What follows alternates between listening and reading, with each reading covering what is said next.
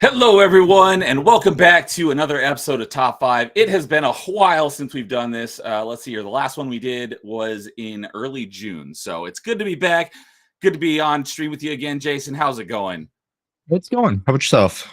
Doing good. I am, this is my first week back from my summer hiatus. Did Return of Metroidvania Monday last night. Started Metroid Prime 3. That's a lot of fun. I've been looking forward to this stream for a while. Tonight we are ranking our top 5 favorite Stargate SG-1 episodes because I just recently finished rewatching it, and got a great panel of Stargate fans here. And as you may notice, Jason here has it under there that he knows nothing about Stargate. So he's going to be kind of running the producer role tonight. Yep. But our goal tonight is to get him interested enough that he will go and watch it himself. So that is our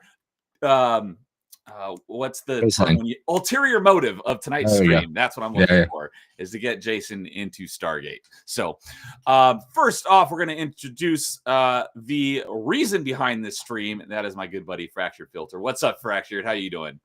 Hello. Is it okay? Good to see you. I don't know if it's just me, but you were louder before we started, and now you're really quiet. Oh God. Oh, okay. That was good. Maybe it's just you were far away from your mic, but just for a moment. Yeah. How's it going? I'm doing great. I'm looking forward to this. It's great to be back for another top 5 with you gents, and especially for Stargate. Love it. Can't get enough. Definitely a one of those. Well, we'll get into it, but yeah, looking forward to it. And I see you're all dressed up for Stargate tonight. I love it. Oh, you know it. Now the question is, can you Duke Devil 95 kind of caught on to the background. Can you catch on to the background too? Oh, which episode it is? Yeah. And I didn't even realize it until he pointed it out. I was like, oh crud, you're right.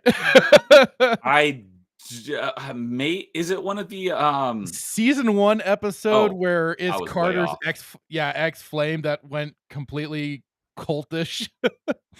Okay, I was thinking it was one of the later episodes where the there's that like small sect of Jaffa that have like the invisibility devices. I thought it might have been no. Yeah, it was the first commandment episode. Oh, okay. The dome and everything that they had over it. So yeah. So Jeff knew it, so we'll introduce him in just a moment. He put it in the private chat. But anyways, before we introduce the rest of the panel, I want to say thank you to Filter, because as I mentioned, this stream tonight is his fault. And I mean that in the most loving way possible, because he started on his Saturday Night Sith early last year. He started doing a watch along of each episode, and I was there for the first. You were good number of them, and it got the bug into me to rewatch it. So we're going to get into our history a little bit, but I started rewatching it because of him last February, and I just finally finished rewatching all of SG-1 about a month ago or so. And I was like, we got to do a top 5 episode on this. So thank you thanks to Filter for bringing this episode to be. See, I can bring some positivity and everything to the circles. Yeah, it's not always doom and gloom. Yeah, I look. That's our whole point. Talk Stargate, watch an episode. It's a great way to chill out. So. All right, next up, we got coming in from the boonies of Wisconsin. We got Jeff from Suns and Shadows. How's it going tonight? Glad you were able to join us. Yeah, absolutely. Good to be here. Love talking Stargate. He's on the road with questionable internet connectivity. So if he disconnects, that's probably why. Hopefully, knock on wood, that's not going to happen. But Jeff is a huge Stargate fan as well. I've been on his channel twice now. He does a Thursday night Stargate Files watch of a couple episodes. I was just on it last week, and that was a lot of fun. So anything you want to say to us before we move along here? Tekmate to everybody on this panel. Looking forward to doing a top 5, because I knew what they were and I didn't even have to watch them all. Oh, he had it ready to go. I bet for the rest of us, there was a lot of homework, and I'll get to that. A little bit, yeah. But Tekmate, Master Jeff. So, and last on the panel, we got, I think, top 5. Another, well, Jess, this is the first time being on my channel. This is her first time being on this show, not the first time on the channel, but first time being on top 5. We got Gal tonight. How's it going? Going pretty well. I refreshed myself on my favorite episodes today, and it was probably not the best choice, but you'll understand later why that was. But I am really glad to be here and excited to talk about Stargate SG-1. I'm glad you could all make it. There was one other person I invited, but scheduling conflicts didn't allow for it, but maybe he'll be able to join us on a future episode. But so I was mentioning this backstage before we started. This is one of the episodes of top 5 I've had to do the most homework for. Probably the most active homework, because probably the other one I had to do the most homework for was our soundtracks. But that was just listening to a lot of soundtracks where I could multitask. This one I did a lot of, I rewatched SG-1, finished it recently, and then I spent about 4.5 hours today going through every single episode summary, writing down notes, narrowing it down. I got it down to 30, and then I had to narrow that down to 5. So did everyone, it sounded like Jeff didn't have much difficulty coming up with his list, but did Filter and Gal, did you guys have trouble narrowing it down to 5, I assume? Oh, absolutely. You're rude. And like I mentioned in the back room, I hold grudges. So there's that. And what about you, Filter? That's why we made this show, though, because anybody can make a top 10, but when you have to literally pick your favorites and choose what your favorite son is or daughter, it's like... It really hurts. I had to kind of sift through. I knew what some of my favorites were gonna be, but it definitely made some get relegated to the honorable mentions. But it was a little bit tough. I kind of had to, I had to select through. But I also tried to think of some ones that were personal and some that were maybe a little off the beaten path. Maybe one of them that might be off the beaten path. Otherwise, yeah. Yeah, for me, I like to usually assign a rule to myself. Obviously, it doesn't apply to anyone else, to try to spice it up and make it a little more interesting and maybe throw in some things you wouldn't expect. So I'll talk about that before we get into our top 5s. But Jeff, it sounded like you had yours off the top of your head ready to go. Did you just have any trouble figuring out what the order was, or was it just like, oh, this is easy? A little bit. I usually have about my favorite 10. And I just spent more time just sorting between my favorite 10 episodes for what I would choose for top 5.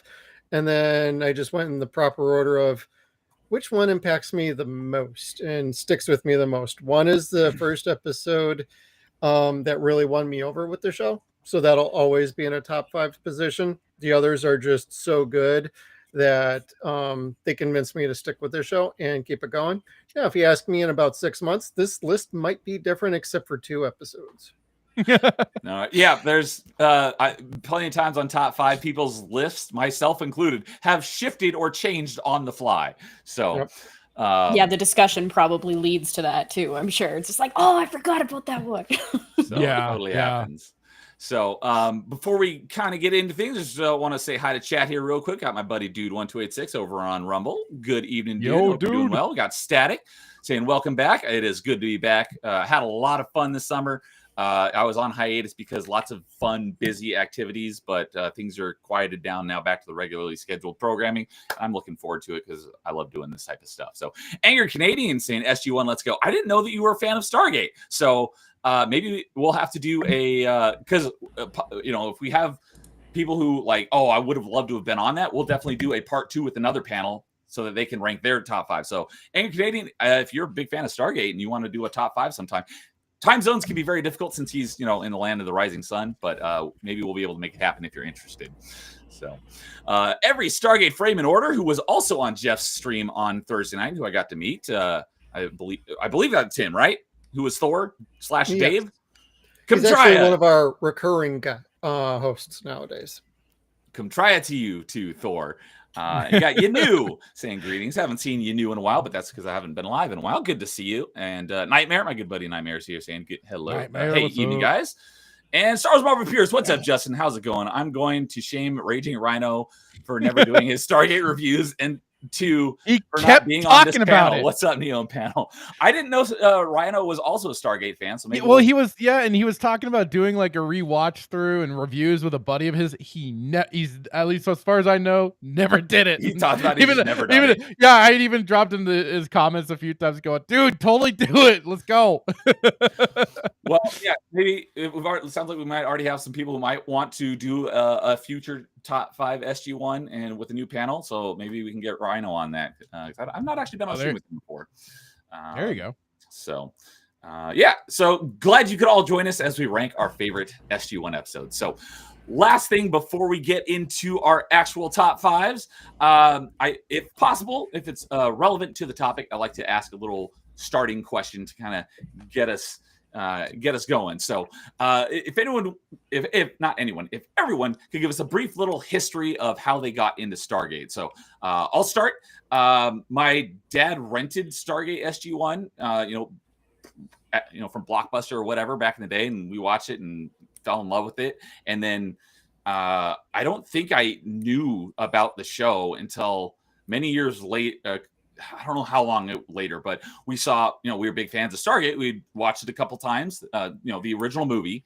And we saw Stargate, Children of the Gods. We're like, oh, this must be a sequel. So I rented it and watched it. We both liked it, but there was a scene that we were both not prepared for. And it was very awkward watching this with my dad when I was like, I don't know, like 12 or 13 or something. So the perfect age. The original episode, the pilot episode of SG-1, Children of the Gods, has a scene that has a female full frontal nudity, and we were not expecting that. So I didn't mind it, but it was awkward watching it with my dad. So I never saw any Stargate after that for years. What got me into the show was when I was off to college. My first year, I was in a dorm, and I forget what the term was, but he was I was a freshman. He was like a senior. He was kind of like the guy who made sure everything in the dorm was, kosher. The RA, yes, resident advisor. Is that what it was? I think so. Yeah. Something like that. He's the one making sure no one's getting out of control and everything's, okay. He had all the episodes on DVD that were released so far. And so he had a checkout list hanging on his door. So you could go in and borrow it. Basically, he was our library. Literally, our entire dorm got hooked on it. We all watched all of Stargate. That's rad. That is amazing. It was funny because some of the guys like, oh yeah, I binged 3 seasons this weekend. Yeah. So we all got hooked on Stargate, and that's what got me into the show. I started watching it when it was around season 7 that was live on air. So I started at the beginning and caught up, and then I watched the last 3 seasons and the Atlantis, since it debuted during that time as well. And I watched all of Atlantis as it aired, and then the last couple seasons of SG-1. So curious from you guys, kind of what was your history with Stargate? What got you into it? So we'll go around the circle here, obviously skipping Jason since he hasn't watched it. Filter, what about you? What got you into Stargate? Oh God. I would have to say it was my a buddy of mine. I'll use his online name, Cole.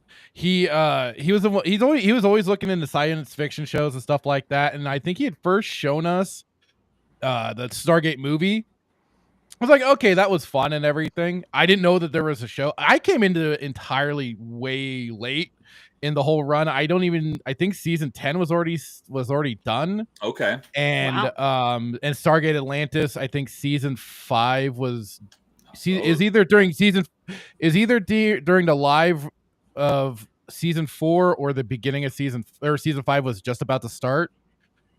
Which made me really sad to get into this whole thing. But and the funny thing was, and it's one of my listed episodes is that he was already in the middle of watching it, and he was already a little deep into it. But like watching the episodes that he was on, like immediately solidified it. I'm like, okay, now I have to go all the way back and start from the beginning, and I got to see the rest of this. Because I want to see how it began, and just from even then the beginning, I was like, okay. And I loved it. I loved the fact that it was Richard Dean Anderson because I loved MacGyver. That was like the immediate hook too for me because I watched MacGyver as a kid. I love that show. I'm like, MacGyver lost his mullet, went insane, and became a military guy. That was always just our kind of joking little like LARP about it. It was he lost the mullet, went insane, and joined the military. So, but no, I just fell That's your fell in headcanon. love with it. Yeah, the headcanon. Thank you. And then just felt it was like it probably for that time too overruled so many different things. Like I became a major Stargate fan. Like I was looking for all the kind of different nerd merch and stuff like that I could. I even had like the little coasters that were in the shape of the Stargate itself and everything. So I was like, I was trying to find whatever I could, but I still need to get the whole collection one of these days. But something. Thank you for. I'm really glad you mentioned that because something I forgot to mention is that like I said, I started rewatching it because of you, but you were doing one episode a week, and that was too slow for me. So I started. I know. Believe me, it felt the same way for me as well. I was like, even though we were doing that, and I was trying to hold off. I understood why Hitman ended up watching ahead because he got sucked into it, and he was because he hadn't seen it yet, right? No, he had. I was introducing him to the series. That's so, what I thought. For anyone who doesn't know, Hitman is Filter's co-host on his Saturday Night Sith. Yeah, he had not so seen I was it introducing him to the to the franchise, and then he took off with it. I'm like, we were supposed to. Oh well, fine. Like I was angry at him, but at the same time, I'm like, I get it. When you have the capability of binging, like when you have watch. When it's at your fingertips like that, it's hard not to. So I understood. I was like, okay, I get it. So I started watching ahead, and I'm like, all right, I'm gonna watch through it all.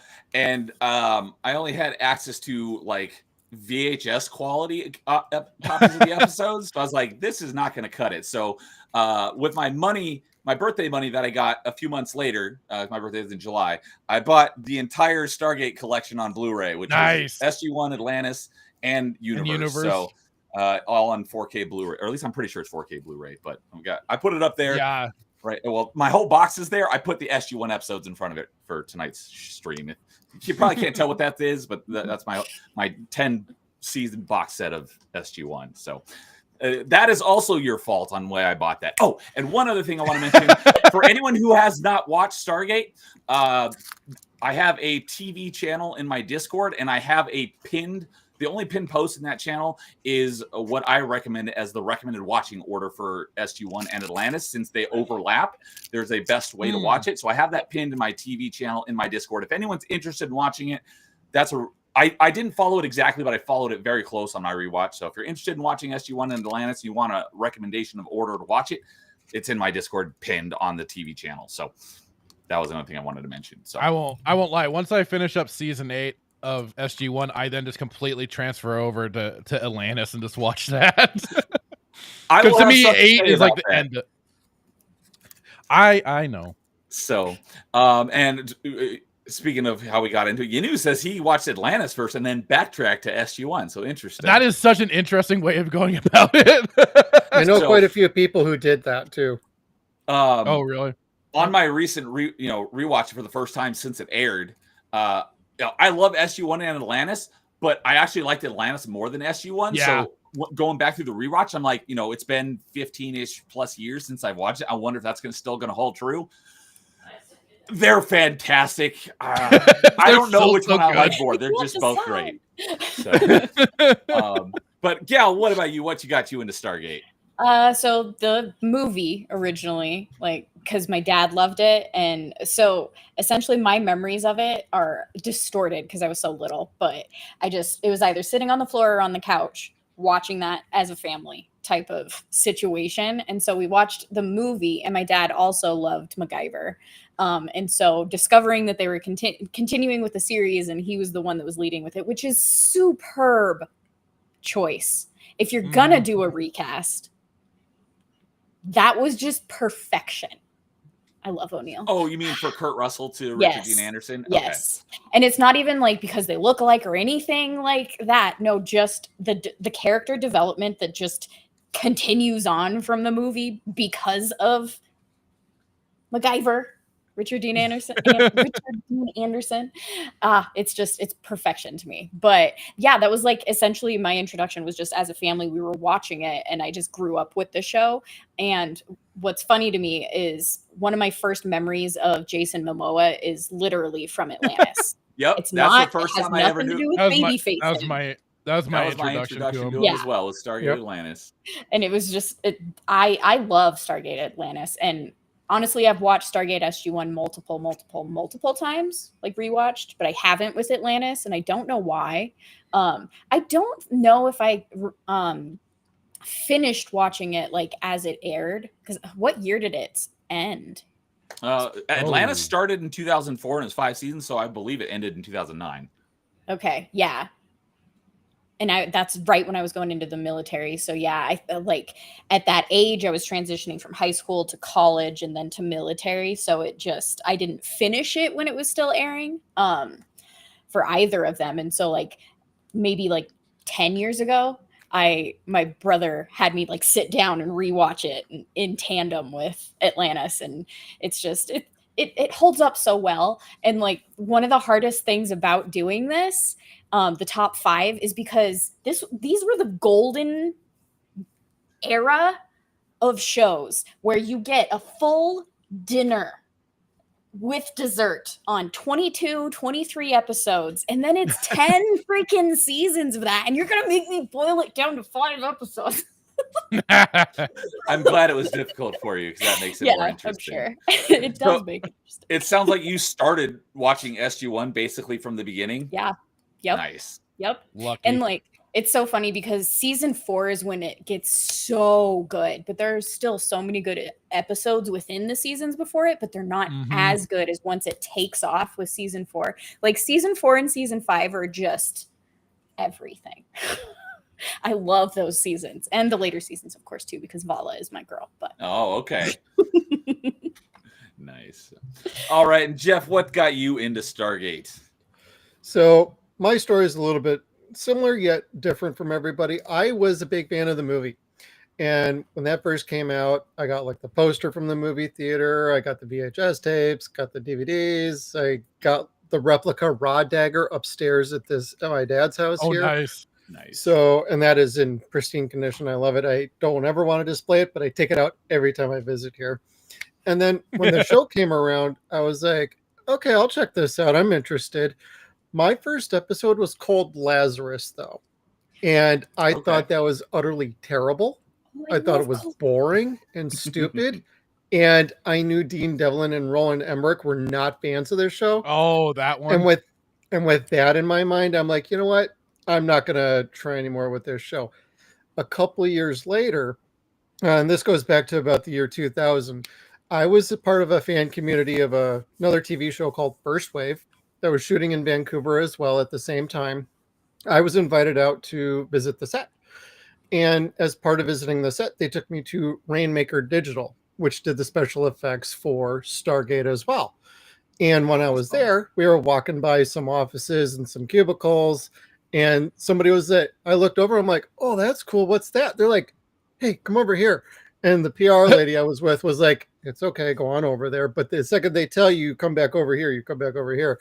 They were showing me one of the ships in season 5 that they were working on ahead of schedule, one of Anubis's ships. And I was like, that's really cool. They're like, are you a fan of the show? I'm like, no, not really. They're like, oh, you got to try it. So when I got back to the hotel, That's awesome. I tuned in. You got to try it, hit kid. Yeah, basically. And so I got back to the hotel, and they had like 3 or 4 different channels playing Stargate in Canada, in Vancouver at that time. I tuned into the first episode. It was Musetta Vander on season 4, Teal'c's quote unquote kind of girl he was banging during that season. And I'm like, I recognized her because I'm a horror guy too. So I'm like, she's from Full Moon movies. And that's pretty cool. And by the time the episode was over with, I'm like, okay, I'm invested. I watched another episode, which was like the episode before it, but on a different channel. Okay. And so that whole night, I went through probably about like 8 different episodes because they were constantly rotating on the 4 different channels. And that's where I first learned about Space, the Imagination Station in Canada. So you Canucks out there, you know what I'm talking about. And by the time I got back home, I'm like, well, I'm signing up for Showtime and I'm going to start buying DVDs. And I went from season 1 all the way through, got caught up. And then I was recording every Showtime episode on blank cassette tape. And then they came out with DVDs, and I threw all the VHS tapes away. And I've been a fan ever since. Nice. So, I guess that answered my question. So cool. Well, that's awesome that you got like to see some of the behind the scenes stuff. That's pretty cool. Yeah, that's pretty neat. They let me, they took me to a place called The Bridge. I didn't know it was called The Bridge at the time because I've had like Darren and David on from Gate World. I just know I went to some studio and I got walked through the command area, not the actual command area, just the desk conference room area.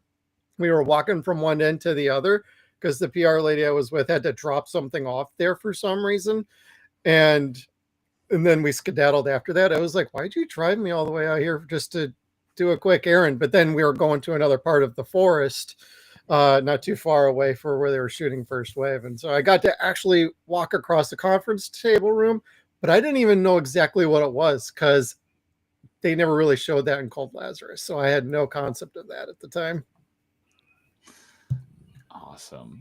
All right. Just gonna catch up on chat here, and then we'll get started. Backyard TARDIS is here. Haven't seen you in a while. Hope you're doing well, Nick. Good to see you. You're listing his top 5 favorite. Number 5, Nemesis. 4, Fifth Race. 3, Summit. 2, Torment of Tantalus, which that was one of the ones we reviewed when I was on Jeff's channel the first time. Yep. And number 1, Window of Opportunity, with some honorable mentions to Heroes and Abyss.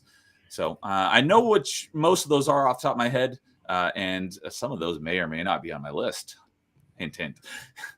Fear of FEMA is here. What's up, Fear of FEMA? Good to see you again. Ranking the Stargate shows, SG-1 as number 1, then Atlantis, then Stargate Universe. Totally understandable. And he's saying people that start with SG usually have Stargate Universe usually have a hard time going back to SG-1. And anyone in chat start with the animated Stargate show? That would be wild. Hopefully the answer to that is no. I've never seen the animated series. I've heard about it, but I've never seen it. I think I'm terrible. I heard about it, but on Jeff's stream last week, we were talking about it. He's like, yeah, it's awful. Don't watch it. I'm like, all right, I'm not going to watch it then.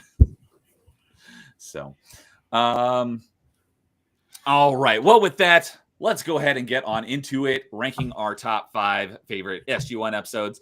Normally, it is Jason's job to start us off, but because he doesn't know anything about Stargate, and this stream is all Filter's fault, we're going to start with Filter. What is your number 5 favorite episode? I love how you keep saying it's my fault, like it's a bad thing. I mean, all I've done is brought people together. This is you gave us a good idea to use. So man, that's such a bad thing. It's all your fault in the best way possible. Okay, I guess that works. Okay, so my number 5, even though I cannot stand these bunch of worthless little, it's the parts 1 and 2 of Tok'ra, and part of the reason why I do like it is because it's that beginning, like expanding into the universe more and having an alternative to the Gould, but it's creating another faction that is fighting the Gould, fighting quote unquote, even though most of the time they're getting their butts kicked and are getting subverted more often than they claim the SGU is. You know, the SGC, sorry. But yeah, that much. Yeah. Anyways, but like it's still like the 2 episodes are really great because then it also brings back everything with Sam and how she got forcibly taken over by, what was it? Jolinar. What was the joke? Jolinar. I'm like, Martoof is the stupid one, and yeah, and then kind of some of the was that the beginning of the list of Sam's boyfriends that eventually die? I love that episode. I cannot stand him. He's actually number 2 for proposed boyfriends. Don't forget, oh god, the guy from the Tolan. Yeah, screw them too. Well, the Tolan, I kind of understand. They had some bad experiences with some underdeveloped people. Yes. So I understand why I understood them completely more than the Tok'ra. But like I said, my annoyances aside with them, I still think that the 2 episodes are fantastic just for what they introduce and the furthering, enriching the lore of the Stargate universe and everything. and any connections to Raw, I can kind of dig, because they really have like kept putting Raw over as just the biggest of bads that got taken out so early with the movie and everything, but like was the supremest of the system lords basically. So yeah, so number 5 is for me is the Tok'ra part 1 and 2. And reminder, what season/episodes are those? Do you Sorry, remember? season 2 episodes 11 and 12. Okay, appreciate it. Okay, yeah, I know a lot of people have some mixed feelings about the Tok'ra, especially Jack. Screw him. So, but all right, cool. Yes, we got a new face I've not seen in chat for. Jean Diata Smith. Hello and welcome. And coming in with Nareem was the name of the Tolan. I was looking for it on the wiki, and I wasn't able to come with it. So I appreciate it. Thank you for out of my head, so it kept distracting me. Thank you for coming in there with the clutch save for Nareem, who also played a different character, but was Dr. Weir's like boyfriend later in the show. Husband, or I'm not sure exactly what the relationship was, but same actor. So, hey, what's up, Timon? How's it going? I'm not going to read that, but good to see you. Pierce says, looks like me and Jason are in the same boat. Watched when I was young, only remember bits and pieces of the show. Well, that's all right. There's never too late to get started and get your appetite wet with a great show. So, all right. So, filters number 5 is the introduction. Was it the introduction to the Tok'ra?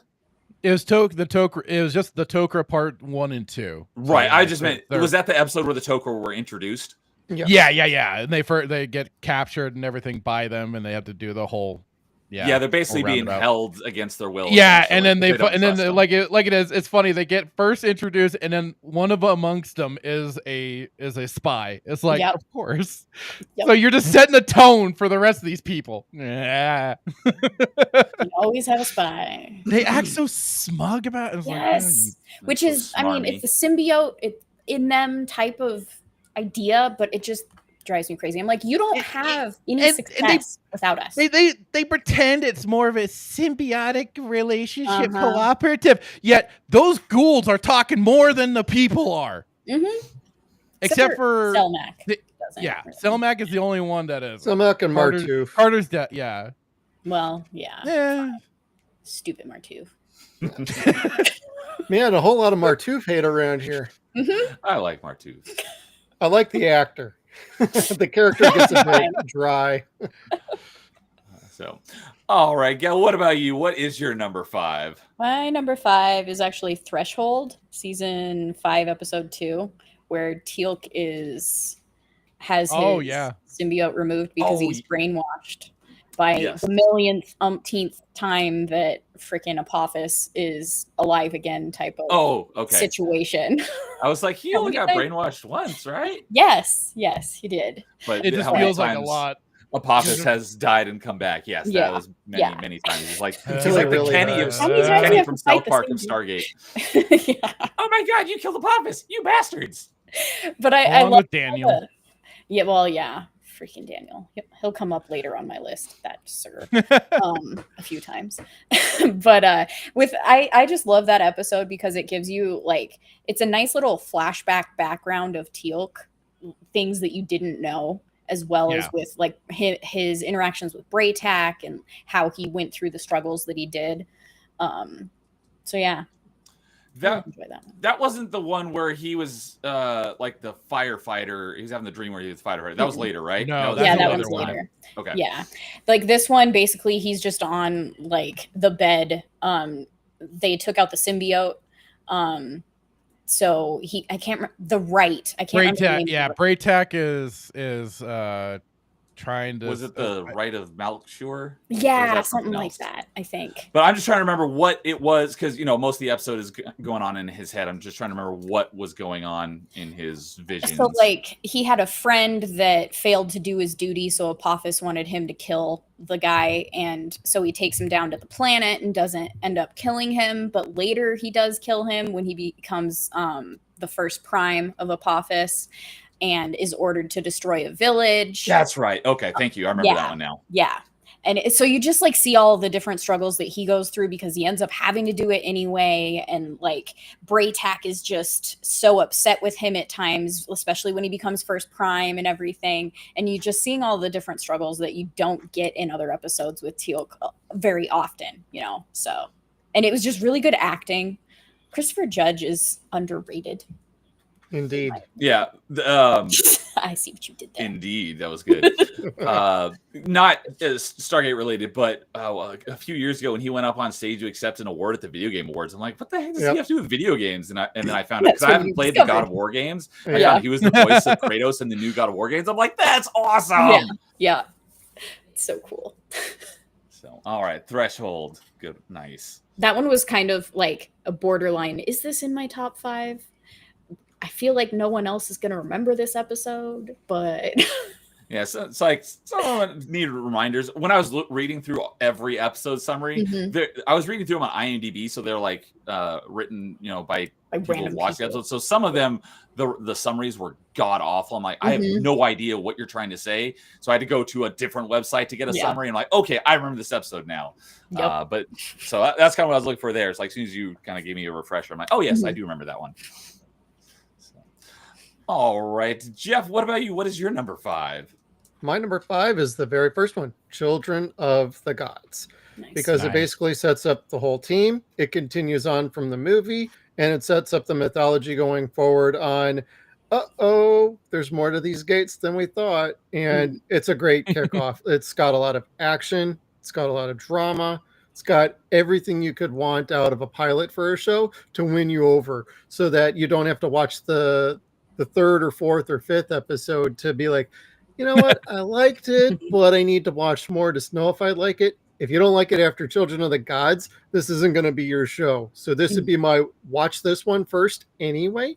You don't even have to watch the movie because a lot of people tend to not like the movie, but they love the show. I've noticed that a lot. So there's some when I get asked, in the show. What's the first episode you want to recommend? Children of the Gods. And I would go with Brad's version, which is the final cut. Although I will always watch the original cut. All right. Cool. Yeah, totally understandable. That was definitely in contention for me for my list, but I will get to that in just a moment on why it's not in my top 5. But before I do, we got a couple of people chiming in with some information, bringing us up to date on things that we're getting wrong. So Gene says the firefighter one I was thinking was called The Changeling. That was a good one. I like that one. But Timon was saying that, because I was thinking Malkshire.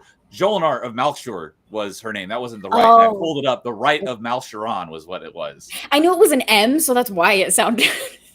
So I was like, yeah, even when I was saying Malshire, I'm like, I don't think that's right. Yeah. I couldn't remember what it was. And then it's so similar too, so it's easily confused. And then Backyard TARDIS says, between Stargate and Kratos, how many gods does Christopher Judge kill? That is a great question. It is interesting. I like the question. So, all right. So as for myself, as I mentioned earlier, I like to apply to myself a little rule to kind of switch things up. So for myself, what I did to make things a little more spice to it is I didn't choose any season premieres or season finales because they're basically all fantastic, and they're really the major episodes that push the plot along, and they're all great. So basically one giant honorable mention for me is just all the season premieres and season finales because they're awesome. So I left those out to try to give some more love to some of the more lesser known episodes, and a lot of the, as Jeff calls them, the bottle episodes, or another term that a lot of people use is like the filler episodes. It doesn't really move the plot along, but so I kind of wanted to give Monster of the Week sort of thing. There's a lot of really good episodes like that. And as you were mentioning earlier, I think it was Filter. It said after season 8, you kind of just stop watching and just kind of skip the whole Ori thing. So there was a point in season 8 where it's like that really could have been the end of SG-1. It would have been a great ending. Yes. Or maybe it was the end of season 7. Because I think season 8 was. You could kind of go between both, but season 8, the last episode after everything is concluded and they're all at O'Neill's cabin, and the little fish actually drops out. He's like, good enough.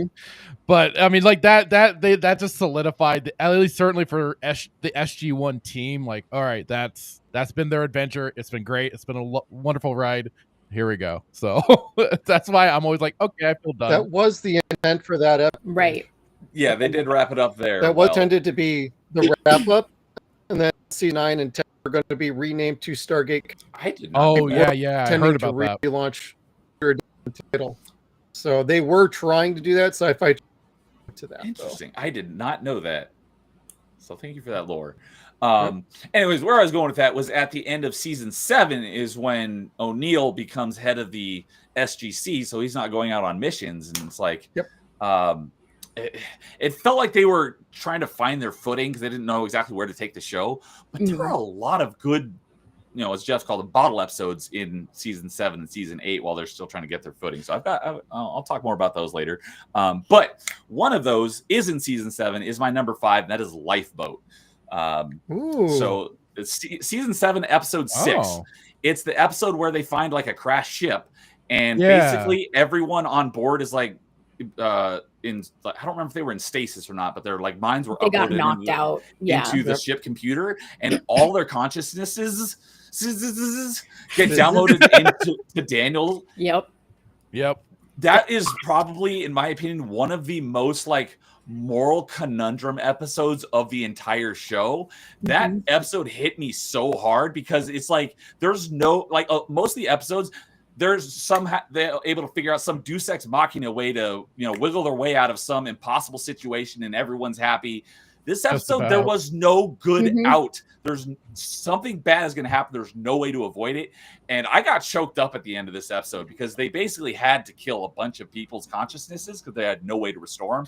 And it just really hit me. And especially one of the consciousnesses in Daniel's body was like the consciousness of a little girl. And like, I got really choked up at that because there's nothing they could do for her. And that episode was just like, that was the episode where I started taking notes on like, all right, I'm going to start listing the episodes now from this on for ones that really stand out to me. And then once I get through the end of the show, I'll go read through all the ones I've already read and start adding those. This was the episode that started me taking notes in preparation for this episode was Lifeboat, because it really got me. And there was no way to have a happy ending to that episode. So kind of stole the wind out of the sails of my lifeboat for number 4. Thanks. Okay, well, with that's a good one. We'll go into number 4s and we'll let Al talk about her number 4. Which is ditto my friend Lifeboat. Which, season 7, episode 6. That it demonstrates the acting chops that freaking Michael Shanks has. It is almost unbelievable how well he can portray so many different characters. And this show just highlights that in general, season 1 through the end. But this episode really, that's what I love the most about it, is because Daniel is just all these different people and Michael Shanks is perfect at it. He did really good at early on in season 3 with Legacy. Where he was seeing the ghosts of Michello's victims. And I heard Michello. You don't hear it till the very end of the episode. God, I should put that as an honorable mention. But that list is going to get so much longer. We start that. It's going to be a top 100 list for me. I know. We've had top 5s that's gone that way before, so. But yeah, just to tack on, Michael Shanks just makes that episode perfection. Yeah, he's got all these different consciousnesses in his in his body, and he does a great job of acting and portraying all these different people that are inside him. Obviously, in real life, there's no other people inside him, but he does a great job of portraying basically someone with multiple personality disorder or whatever the technical term is for that. So, So sorry to steal your thunder. No, you're fine. I figured that would eventually happen, especially with my top 2. So it's fine. So a couple. Drew T. I saw a couple other things mentioned in chat. Drew T is here. I haven't seen you in a while because, like I said, I've been offline for a while. Good to see you. He says, "Welcome back. Good to be back." Yeah, and kind of going off what I was saying with season 8. Timon says season 8 was almost just entirely filler. There's a lot of good filler in that season, though. I got a lot of honorable mentions in that. Oh, and Gene says Kieran was the little boy, and yes, heartbreaking. Oh, okay. I must have got mixed up. I thought it was a little girl. I thought it was a little girl too. A little boy. Then she seems to. If that is a woman, I'm assuming based on the name is a woman, but I could be wrong. So correct me if I am getting that wrong. But thank you for pointing that out and bringing that to our attention. And a good buddy Christian Frady is here. Good evening, Christian. Hope you're doing well. Nick says probably nobody's top episode was Disclosure. Is probably the best clip show in all of TV. I don't even know it by name. Is that another show? You're Just- gonna have to fill us in on that one because I don't remember seeing that as the name of an episode. Oh no, I'm 17th episode of the 6th season. Oh, okay. Yeah. Oh, I think it's the season's one. good. Yeah, it's the one where they reveal the existence of the Stargate program to the other major nations leaders. Yeah. Yep. Gotcha. And that's where Thor gets to kind of put Kinsey in his place, and I love it because he's like Supreme Commander. Yeah, oh, yeah, that's what Nick said. He said that's Supreme Commander. That was good. Yeah. Because I thought you were going also with voiced by Michael Shanks. Yep. No, that's right. Oh yeah. I thought I was going with a sarcastic answer with what was it, like the second episode, Emancipation. I know last time I was on, Jeff, you guys were ragging that one big time. So, all right, Jeff, what about you? What is your number 4? My number 4 is Solitudes from season 1. And that's where you find out that there is a second gate on Earth. And they save that reveal towards the end of the episode because you got Good one. Sam and Jack trapped on what they think is an ice planet and another gate. And the DHD doesn't work. And then everybody's just trying to figure out they had to go somewhere. We got to figure it out. And my favorite part of that episode is when Daniel Jackson is trying to convey what he thinks happened to General Hammond. But he looks at Teal'c and he says, "What do you happen when you call your own phone number?" Wrong guy to ask. And then I love that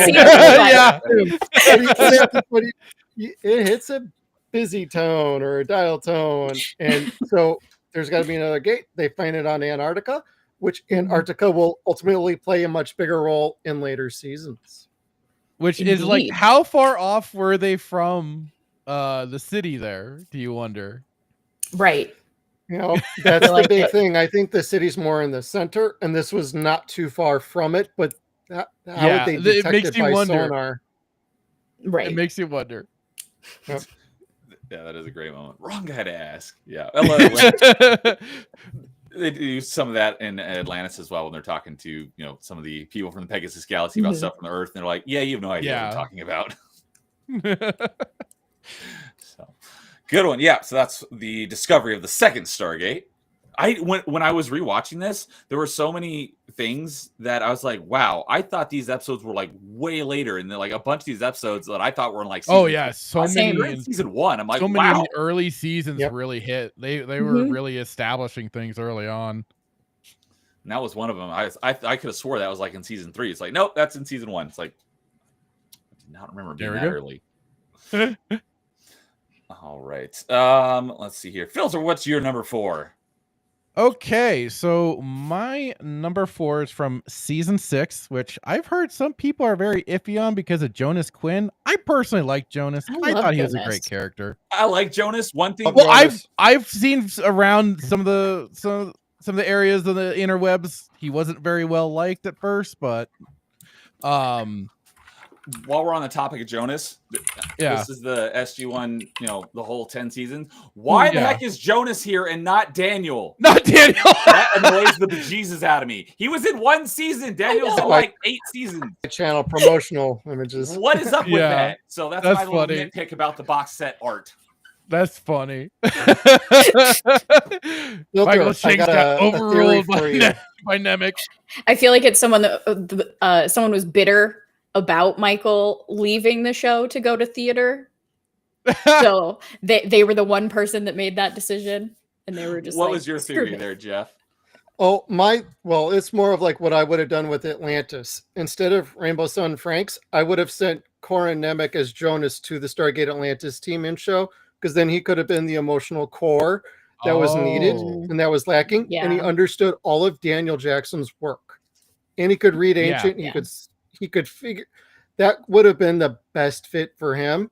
And it would have given a whole nother dynamic to the team and something more for him to do because within another season, they're already off to Atlantis. So it would have been a perfect fit, in my opinion. Kind of closed off his planet too, as I recall. Mhm. Yep. And his status was unknown, basically. Like they weren't sure if he got killed by Anubis or not. It was very like ambiguous at that point. But for my episode is sorry to derail you. I kind of helped derail it myself. So the season 6, episode 6, Abyss, where O'Neill and O'Neill's fleeing. So O'Neill is fleeing on a planet where Ball is in. The Gould Ball is in control with one of his servants, and he's trying to get her out of there, but is unfortunately captured. Both of them are captured, and O'Neill is then the one tortured throughout the episode for information. And I thought this was a great episode for the fact that like you are again getting the different, again, more on the Tok'ra, it seems, for me. I didn't even realize it until I was thinking about it, but and I kind of rewatched it. I was like, oh yeah. More of again the differences of the way the SGC operates versus the Tok'ra operate. They're more than willing to sacrifice their own, while our like O'Neill and his team, and especially the SGC in general, they don't leave a man behind. So that was definitely the basis for a lot of what was going on. And it's like, okay, you see that as that dynamic. But what will always stop in, like, sometimes if I just have Stargate just in the background, this is definitely an episode I love to stop and just pay attention to and watch, because I love then where we learn Daniel is, of course, ascended. I was just going to say, that's the first episode Daniel reappears. Where he first reappeared. Yeah, he first makes his reappearance. And there he is, just trying to kind of keep Jack sane, because Jack is not a happy boy. Out helping. Yeah, getting tortured and revived a bunch of times. That's got to take a real toll on your mental health. Because it's using the sarcophagus, and this is kind of bringing back the dangers of the sarcophagus, because we haven't heard that since about season 2, when Daniel was getting the run him and his through. Girlfriend. Yeah, and he and he went bonkers. One of his. And he left the rest of the team to be slaves in the mines. Yeah. Yep. But with this episode, I just love the dynamic again between Michael Shanks and Richard Dean Anderson. They play off each other so well, and just some of what is O'Neill, he's just kind of breaking down slowly but surely throughout the episode, where he just, I was like, and he just goes, I am not better than you. You know exactly what I would do, and I would rip this place apart if I had your powers right now. And he just and I'm like, hell yes, do that. But it's again like you're seeing them always playing off of each other so well. And then you on the side, there's with Jonas, Teal'c, and Carter, they're trying to find O'Neill, where he could be, where and everything, and they do figure it out. Although there might have been a whisper, you never know through Teal'c's meditations, but they do figure it out. And even Jackson admits to O'Neill, he's like, "Well, they figured it out for me. Basically, they found you. Yep. They're on their way. Just get ready to start fighting your way out." And it. Like I said, it's just one of the just a great episode. I love sitting down and watch. And I'll just say it's already in my honorable mentions. This was kind of bouncing between this and The Changeling, which you already mentioned earlier, because I love that episode as well. But this one, I just love so much more, just for again, just O'Neill and Jackson going back and forth throughout the whole episode, and then just because I feel like we've already been introduced to Ball with the whole System Lord Summit. Yeah. But this felt like what kind of enemy he is. Yes. And just like what is then backing him up. He's very much using different technology, like gravitational technology to mess with the prison cell and stuff like that. And then just his sadistic side of just the way he kept torturing O'Neill with the poison that would just slowly eat into him and everything. So yeah, And it sets up like for later episodes when you come across Ball like more and more. It's so good. Yeah, he did a great job as acting. Cliff Simmons, I believe, was the actor's name. Yes. And unfortunately, he passed away quite young. Oh shit! But yeah, he did a great job as Ball. Yeah. Oh no, he was fantastic. He filled that void for a while for that extra like Gould still hanging around, especially in the later seasons. Yeah, the later seasons. He's like that bad guy. You like actually like you kind of like him. You have root for him. Yeah. Yep. Yeah, because like Apophis is like, can we please get rid of him? Ball is like, okay, I can let him go. He's fine. He's kind of like the Mayburn of kind of. I agree with that. I had not Mayborn, another one where it's like, he was such a worm, but then you just kind of grew to enjoy his antics, and then the buddy cop scenarios between him and that was fantastic. Yeah, when they try to take down the trust. So yeah, that just reminds Abyss stuff. Abyss is a great episode. That'd be an honorable mention for me because every once in a while that episode will creep up on me and get me to choke up a little bit because it's so well acted. Yeah. Oh, yeah, it's definitely not on. Yeah, I thought it was parasailing or something. Cliff died in. So, but yeah, speaking of Changeling, I that almost made my honorable mentions, but I had so many, I'm like, I gotta cut some of them. But because the Changeling I really like that one because it was really well written, and that you almost throughout the entirety of the episode, you have no idea what's going on until like the very end, and then you're like, oh, that's what's going on. So I thought they did a really good job with that one. But catching up on some chat here, Timon liked Jonas, and TARDIS says the Nox is great. Wish the Nox.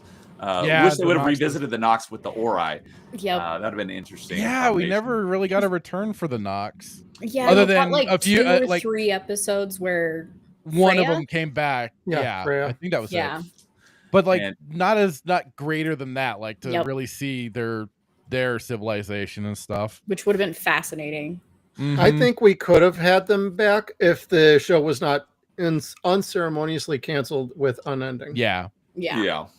But TARDIS also says he had a friend who was introduced to Stargate in season 6, and he was mad when Daniel came back and replaced Jonas. Some people were. Some people. I remember that back then. That were it. Yeah. That's funny. And Gene says, I think we actually saw Daniel more in season 6 than we did in season 5. TARDIS says the Ascended Diner felt like the Q conundrum in Star Trek, which I don't know what that means, but the Ascended Diner was the set from Dead Like Me, if I remember right. Yeah, that's shot in Vancouver. Yeah. Huh. Okay. And then Gene says Cliff Simmons died in a kiteboarding accident. That's right. Jeff says he thinks it was parasailing, but some sort of like extreme something sports like that, thing. yeah. But that's not a bad way to go. At least he's having fun. Yeah. Oh, hello, Manuel. No, he was the best Gould. Welcome. TARDIS says Rip Cliff, such a kind soul who was big into dog rescue. I did not know that. Yes, he was. That's awesome. He seemed like he would have been a cool guy to meet and did a great job of portraying Ball. So, all right. Well, then that leaves me for my number 4. And like I said, there are a lot of great filler episodes in season 7 and season 8. One of my favorite is season 8, episode 6, Avatar. That is where Teal'c gets trapped in the video game. Oh, yeah. He has to save the SGC from ever-changing, evolving conditions, and every time he thinks he's beat it, there's another twist. There's something else that comes along. I freaking love that episode so much. When I was rewatching this for the first time in like 15 years, this was one of like 2 episodes I remember quite vividly. And when I got to it, I'm like, yes, it's that episode. So, I mean, Teal'c trapped in the video game, everyone knows exactly what you're talking about. Yeah, I mean, what a metaphor for the seasons of the show too. Is like he keeps going through and everything escalates. It's like nothing ends, or at least it certainly looks like no end in sight. So yeah, he has to, there's a set. He thinks going into it, it's just a training thing, but it turns out you can't get out until you beat it, and it's basically learning from him. So every time it gets smarter and smarter and throws in more twists and turns, and he basically has to beat it. And there's a point where he's on the verge of giving up, and then I forget, was it Daniel or Jack? One of the two of them went into the simulation with him and helped him out with like the whole like lag delay thing, so that he could finally beat it. But yeah, I think that was Daniel. Stop the whole SGC from the bomb blowing everything up, and every time that he failed, it took a physical toll on him as well. So he couldn't do it forever, otherwise it was going to kill him. Such a fun episode. I love it. It's just basically like the I don't want to say predecessor, because the concept of like VR probably existed back then, but VR wasn't as prolific as it is now. It's basically an early version of like a VR video game, and me being a huge gamer, that's what my whole channel was about. That one just really stuck with me. So that I love that episode of Avatar. So hopefully I didn't steal anyone else's thunder with that one. Nope. I had forgotten about that one. All right. With that, we'll go into our number threes. Let's go. Jeff, you want to kick us off for number 3? I'm going with the classic Mobius, parts 1 and 2. Let's see. It goes right on back to time travel, baby, and screwing with timelines and different characters. I know. Daniel I remember Jackson seeing had that his long name. hair back. I remember seeing that episode name a bunch of times today. Which episode was that one? That's season 8 finale. Season 8 finale. I think. Wait, was that the finale? Yes, season 8 finale. Yes. I didn't put that on my list because I left the season premieres and season finales out. But yeah, they go back to Egypt to get the ZPM from ancient Egypt. That's right. Start messing with Ra again. Yep. They basically create like 3 separate branching timelines, and it all converges back into one. Yep. Fantastic set of episodes. I think it's exceedingly well written. Everybody did a fantastic job writing. The special effects were awesome. And trying to get Ra kind of back into, don't forget about Ra. He's a very important part of what started this whole shindig. Yeah. So yeah, and that was the alternate timeline with like Sam was like a low level like secretary. Yep. And they tried, her and Daniel tried to convince, Jack, who was like a bum on a boat. Yeah. He was properly retired yet again. And then retired. At the very end, they're like, oh, so like 2 weeks ago, this thing would have happened, but we went back and stopped it. So we don't have to do anything. Sweet. Yeah. Yes, that is a great set of episodes. That probably would have been on my list if I didn't exclude finales and yeah. That would have made me work a little bit harder with pilots and finales to not include those. Yeah. Yeah, that was one of the other ones I remember rewatching, and I'm like, I remember a part where they went back in time. I didn't remember why. I just remember they went back to ancient Egypt, and so when I was getting through it, I'm like, I'm already in like season 7 and 8, and I'm like, where was that episode? Then it comes out as season 8's finale. I'm like, there it is. It's gonna go back to 1969 with young General Hammond. Yeah, I remember. So I don't remember the name of that one, but I do remember that one. That was your honorable mention.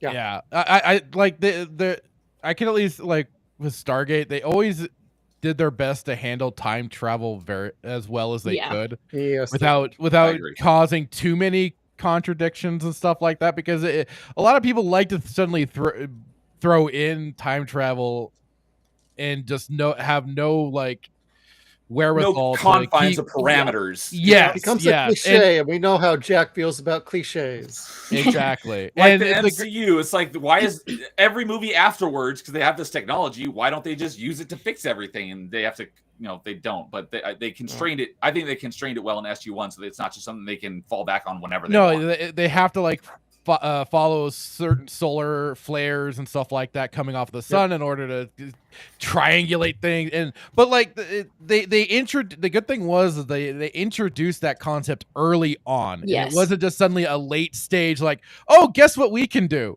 sort of thing.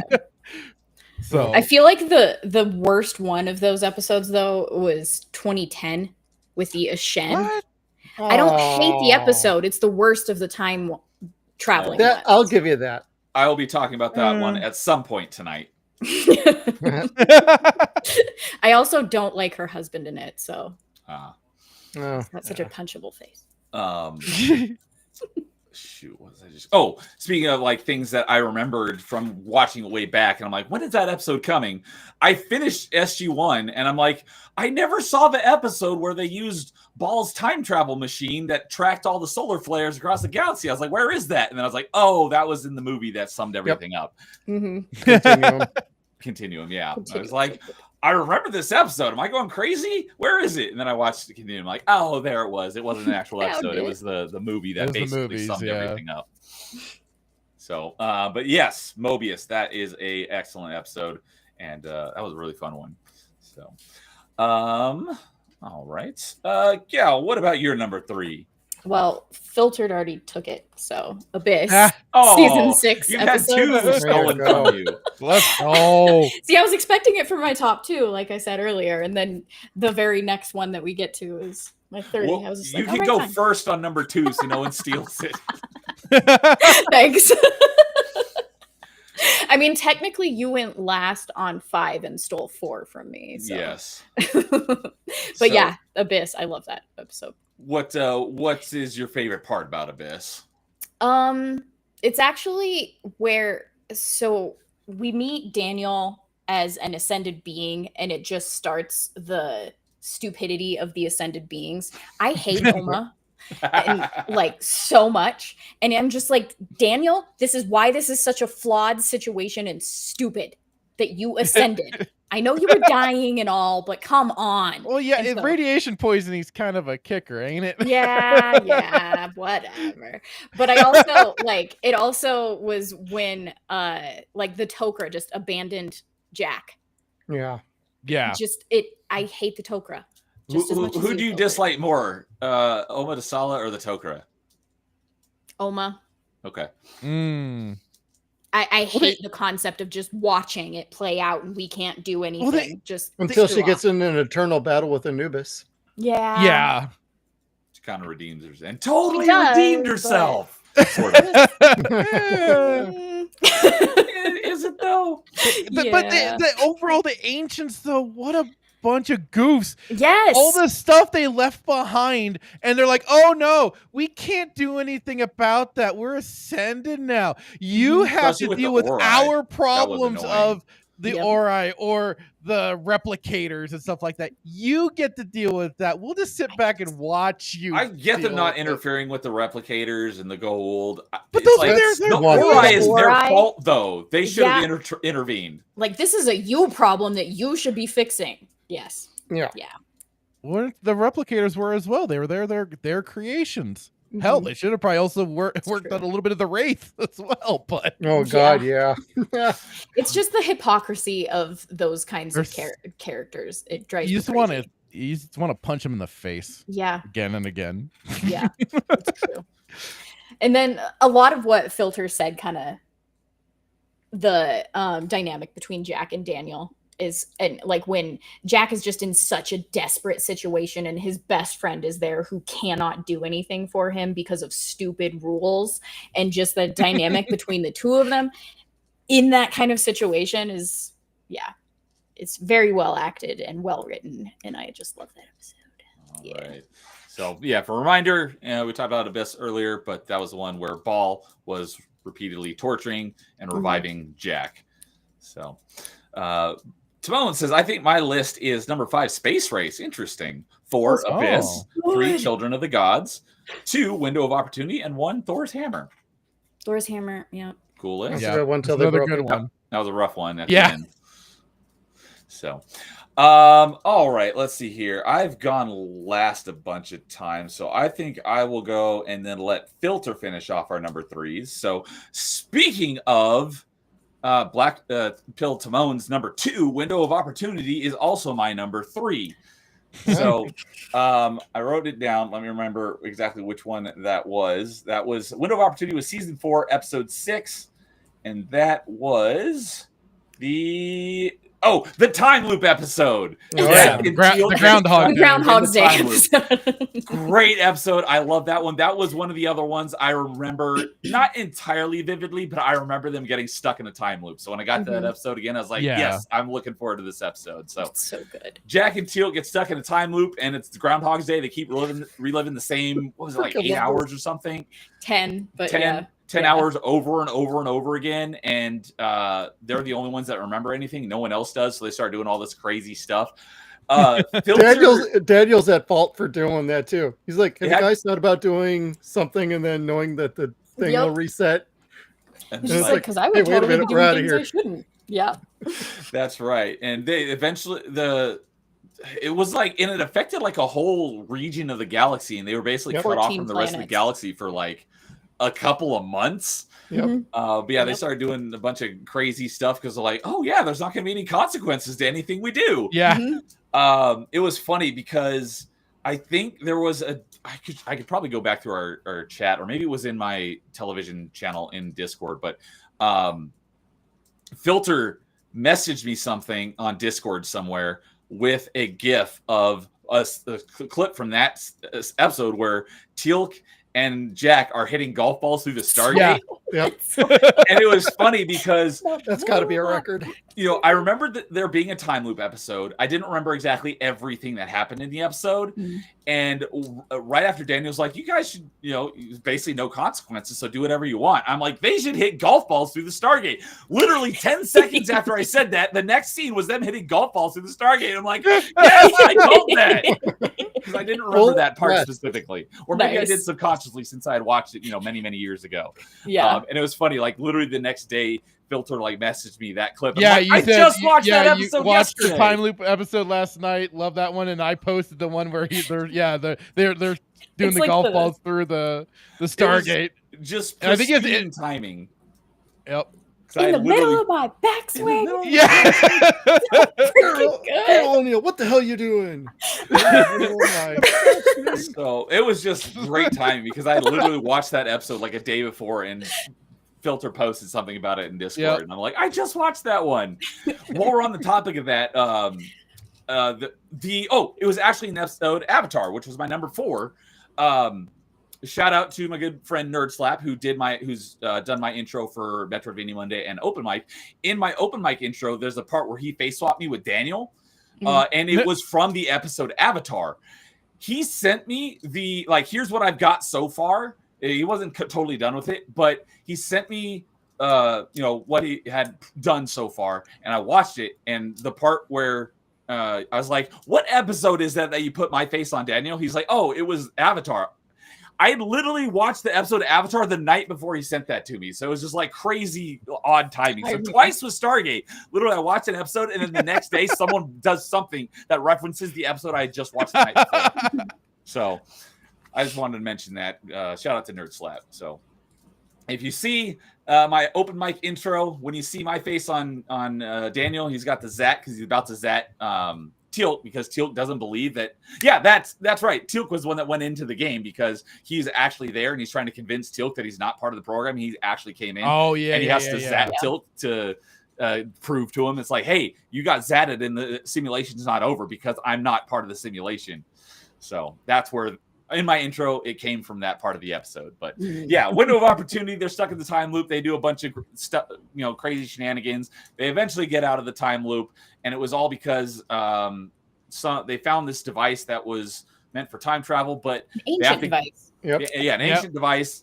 The ancient device, they were never able to get it to work properly. Yep. And it was all started because there was a guy that was trying to get it to work to save his wife who had died, if I remember correctly. Not to son. save her, to just talk to her and see her again. He just wanted one more day with Yeah. her, basically. Yeah, Yeah. very sweet. They had Which to convince yeah. him, this isn't the way to do it. You're basically dooming hundreds of thousands of people across multiple planets to. Obviously, they're not going to know it except for Jack and Teal'c, but it's like, you got to let her go, man. So that's a great episode. And that's how they convince him too, like reminding him, you're not even going to be able to save her. Like, why are you doing this and holding everyone hostage, like Exactly. worlds Yeah. hostage, to just see her and be sad all over again when she dies again in your arms? So Yeah. Yeah. So And it's also the last time they reference Jack's son. Oh, really? Oh, It's season 4. They don't reference it again after that. I swear that Correct. they did. yeah, Huh. they did kind of drop that a little bit. Interesting. So, all right. And Tardis says Window of Opportunity is also rated best by fans. Understandable. Great episode. And Timon says, "Here's my letter of resignation." And then he kisses Sam. That's right. Yeah, because she's like, Yeah. "Colonel, what are you doing?" And he's just like, turning in my letter of resignation, and then so I can do this.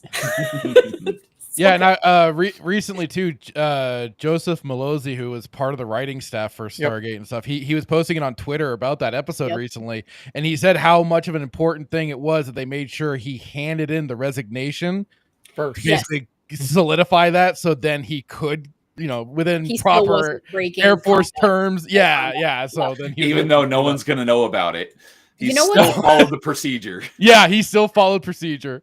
What's hilarious even more about that is when I was recently, because I'm in season 5 now, when I watched it, I don't pay as much attention as I should at like the opening and closing credits and everything, but Jack is trying to translate something and he's reading it in that episode, and it's like Latin or something, and it's written by Joseph Malozzi, and I'm like, why do I recognize that author's name? And then at the end of the episode, it runs across the screen. I'm like, oh, I did not catch that. That's great. I know they do subtle things like that throughout the entire series, where they just put like dotted like things on shelves and stuff with names of producers and whatnot. Another one is when Jack and Teal'c are trapped in the X-301 2, and they talk about going to the moons of Tishnor. Tishnor is one of the producers or directors of the show. Nice. Oh, nice. Yeah, that's when they take it out for a test flight, and then it goes on autopilot, right? Yep. Tangent. Yeah. Thank you. All right. Tangent's the name of the episode? Yeah. Okay. It's one of my honorable mentions. Okay. I was like, that wasn't really that long of a tangent. It was like, oh, it was called Tangent. All right. Good job, Almost Mio. went right over my head with that one. So, all right, Filter, what about you? What's your number 3? Well, my number 3 is Children of the Gods, because what else better than, and I mean Jeff laid it all out for that episode, but it's a great episode. It introduces us to a bit of a retcon for the Gould. Certainly since Raw, but we could look at Raw as kind of this special case, because now it's kind of been again retcon and stuff that he might have taken over in Asgard and everything. So, but it was just a great reintroduction to these characters through new actors. Even if there's a little bit of a cringiest line from Sam, but they end up making fun of it later. In the first, or that was in the first episode. It was in the first set of episodes. But the funny thing is, like, they kind of make fun of that later in other episodes. So you kind of like, okay, yeah, you did it once, but you make fun of it later. I'll give you that. But that aside. I'll let it slide. But it's just still such a great episode, because they're also still kind of using some of the tracks from the movie. Like, I think Raw's theme is still playing for the Gould, and when they're getting into and I just love that music score in general, because I just thought it gave Raw to such a creepy, menacing vibe on top of it. So, but then, like it is, we're introduced to this new threat, Apophis, with this snake men and everything. And of course, yes, as Timon is pointing out, the bush was unleashed. And thanks to that episode, even on Saturday Night Sith, created the meme of Hammond's bush. Yep. And look, and oh, hang on. I where would I be without Hammond's bush hanging out back there? He's got it ready to go. So, but yeah, so that's why I certainly had to place it. I almost put it as number 1, but I'm like, I have to actually put number 1 as a more special case. So number 3, I thought, is still a perfect in-betweener. And it, again, like it is, that then further solidified me just going, like Jeff says, like, this is where you just go, all right, I'm in. Let's go. I'm here for the adventure. Yeah, and obviously Teal'c betraying the Goa'uld and joining the humans. That's a big event for him. Getting him to betray his quote unquote god. So I still find the line where, like, still cringe even to this day. Like when he says, like, what is it? He says, like, many have said that before you. And long pause, and then he's just like, "You're the first who I believe," or whatever. And like he turns and shoots. Like the action in the beginning seasons is subpar because I'm like, "You're dead, you're dead, you're dead," because they all have weapons and they're not that slow. But plot armor, exactly. I'll allow for it, especially because it was the 90s. Yeah.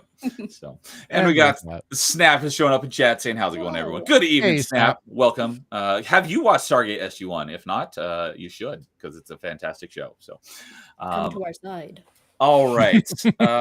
Well, then we'll give Gal the opportunity to start us off with number 2s. It's funny that you say opportunity because you like to steal my stuff. I did it again! Window of opportunity! Oh, no. Spoiler alert, it's my number 2 as well. Oh, my goodness. It's such a good episode. How can it not be in the top 5? Like, there's a reason it's a fan favorite. And yeah, it's I'm the only one that has it as an honorable mention then. Okay. Wow, so, I'm judging. Window of opportunity. I mean, I love the episode, but both Gal and Jeff's number 2. I fought with this. So I wonder what episode is going to end up being number 1 on the group rank. That'll be an interesting choice. So, all right, go ahead and tell us what you love about Window of Opportunity.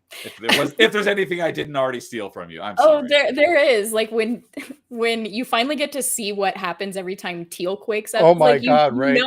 You know what O'Neill has to deal with. Like a question that he gets from Daniel, he was not listening to the very first time around. Yeah, and he's always eating the same Fruit Loops.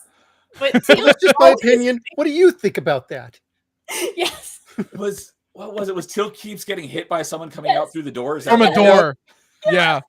So I take the question from Daniel versus the door. Yes. Well, and like when Jack is complaining about it, I can't remember exactly what Teal'c says, but he was just like, just be thankful. Like, mine isn't exactly pleasant either. You're not the only one who must deal with some discomfort, O'Neill. And then when Daniel gets hit by Sergeant Siler, every time, like coming around the corner, he never gives him an update until like they get a little on the edge, tired of it. He's just like, you know what? You're better off in here, and comes to meet him first. There's just so many good parts in that episode. But yeah, it's definitely one of my favorites is when Teal'c slams the guy, like doesn't even let him talk. He's just like, go back in there. He gets fed up. It's just so good. Yeah.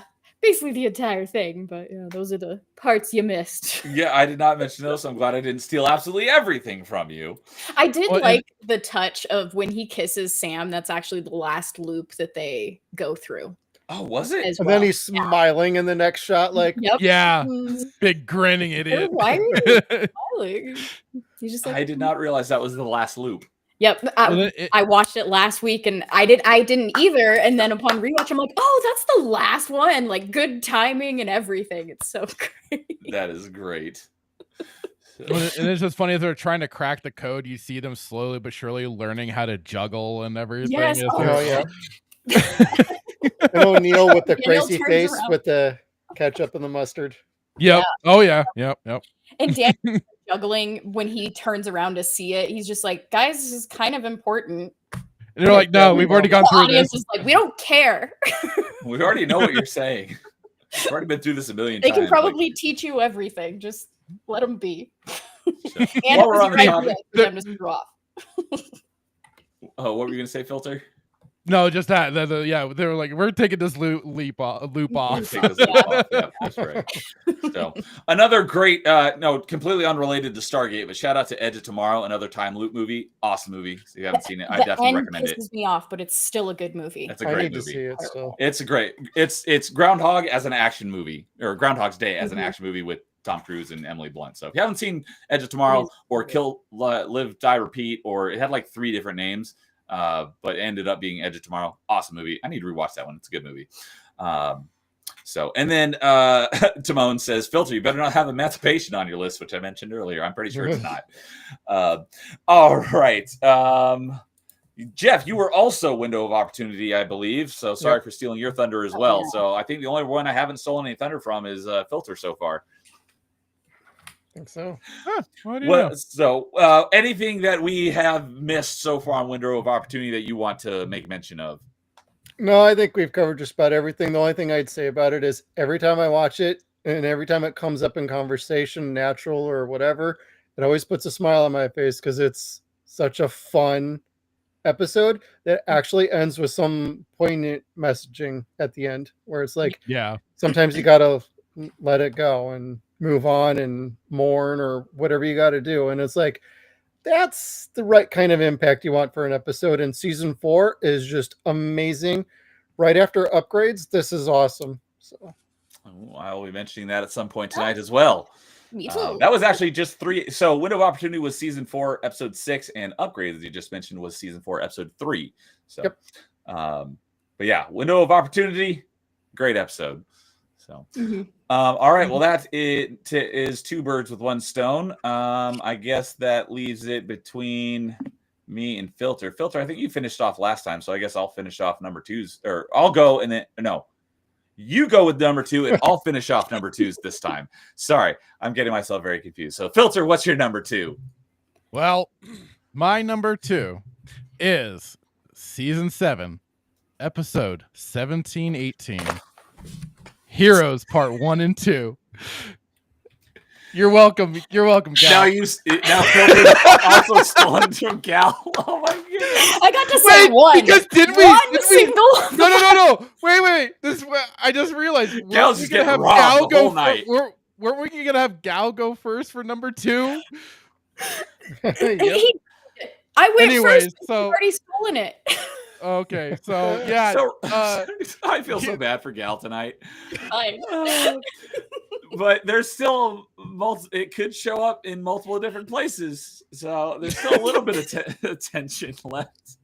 Filter, go ahead and remind me of what Heroes was. Oh God, but yeah, Heroes Part 1 and 2 is where the SGC has a film documentary crew coming along to kind of record the days and goings-ons at the SGC. They're interviewing a lot of the key team members, particularly SG-1. And no one's really particularly happy about it. Nobody really wants to deal with these people, but the lead film guy is really like insistent on trying to capture as much footage as possible, but everybody kind of wants to kick them out. Understandably so. They're kind of obnoxious, but I mean, it's kind of like, there's parts of it where it's kind of slow, but they're building, and you just gotta love then Teal'c as they're trying to interview him and just him it's just the being Indeed GIF.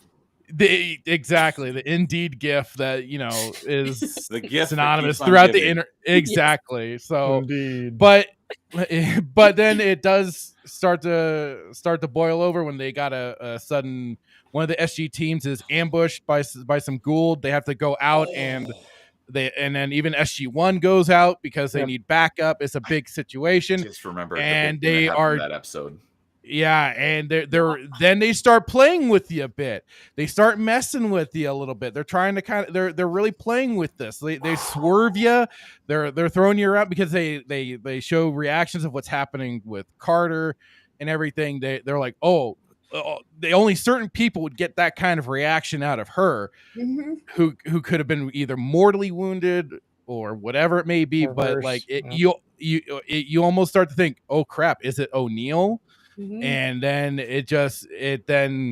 that reveal is like, oh crap.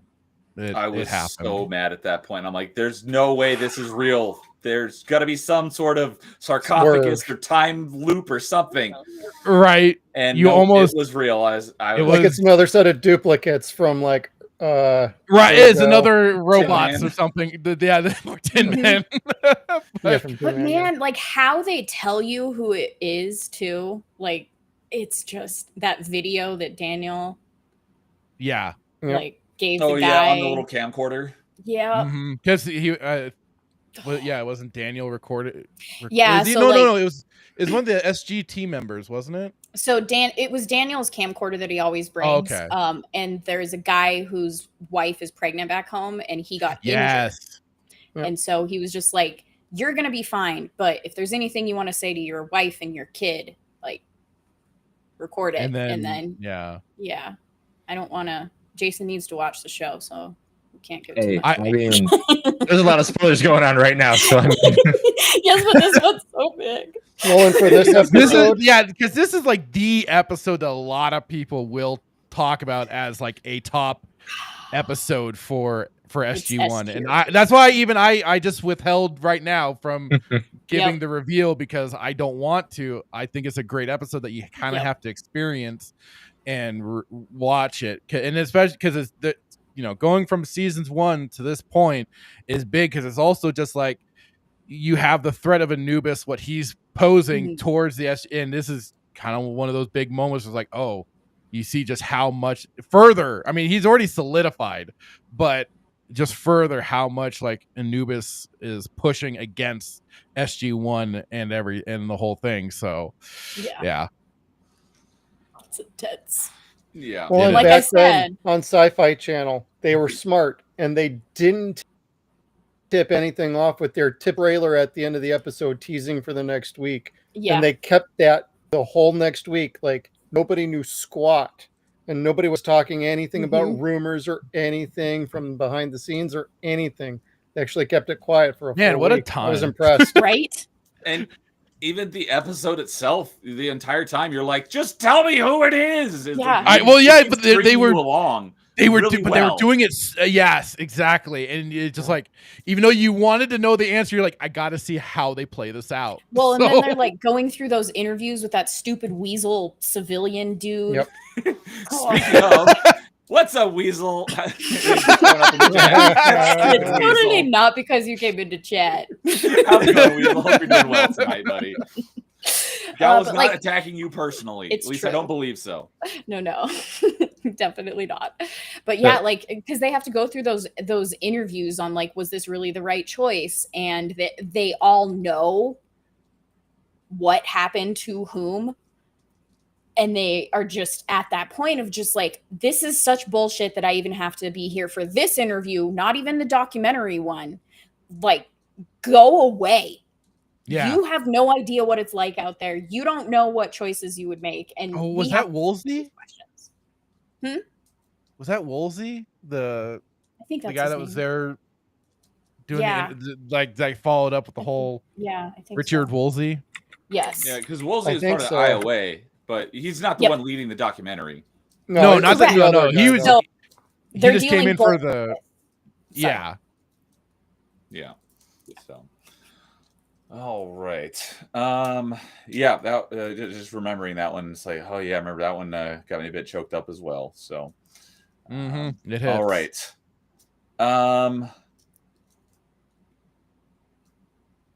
Okay, I was like, we got everyone except for me.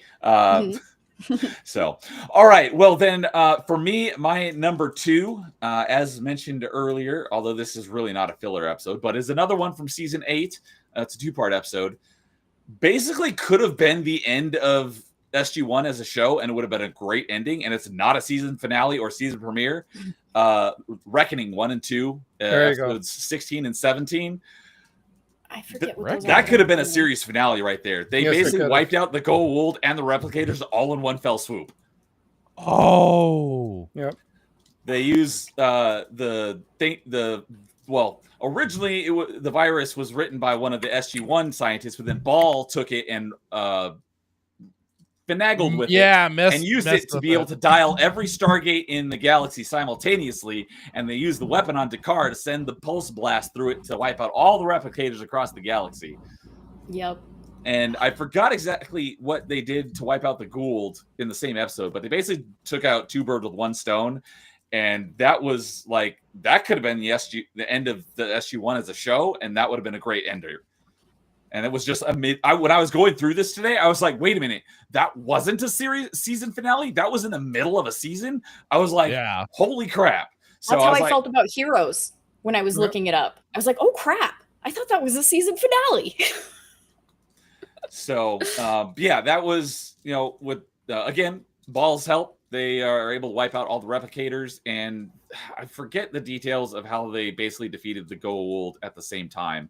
But it basically freed the galaxy of like everything at the same time. So the way they're able to weave those together and, take out the 2 well, at the time, the only two major enemy factions, and that's why they basically had to introduce the Ori later on, because they still had more seasons. They basically wrapped it up.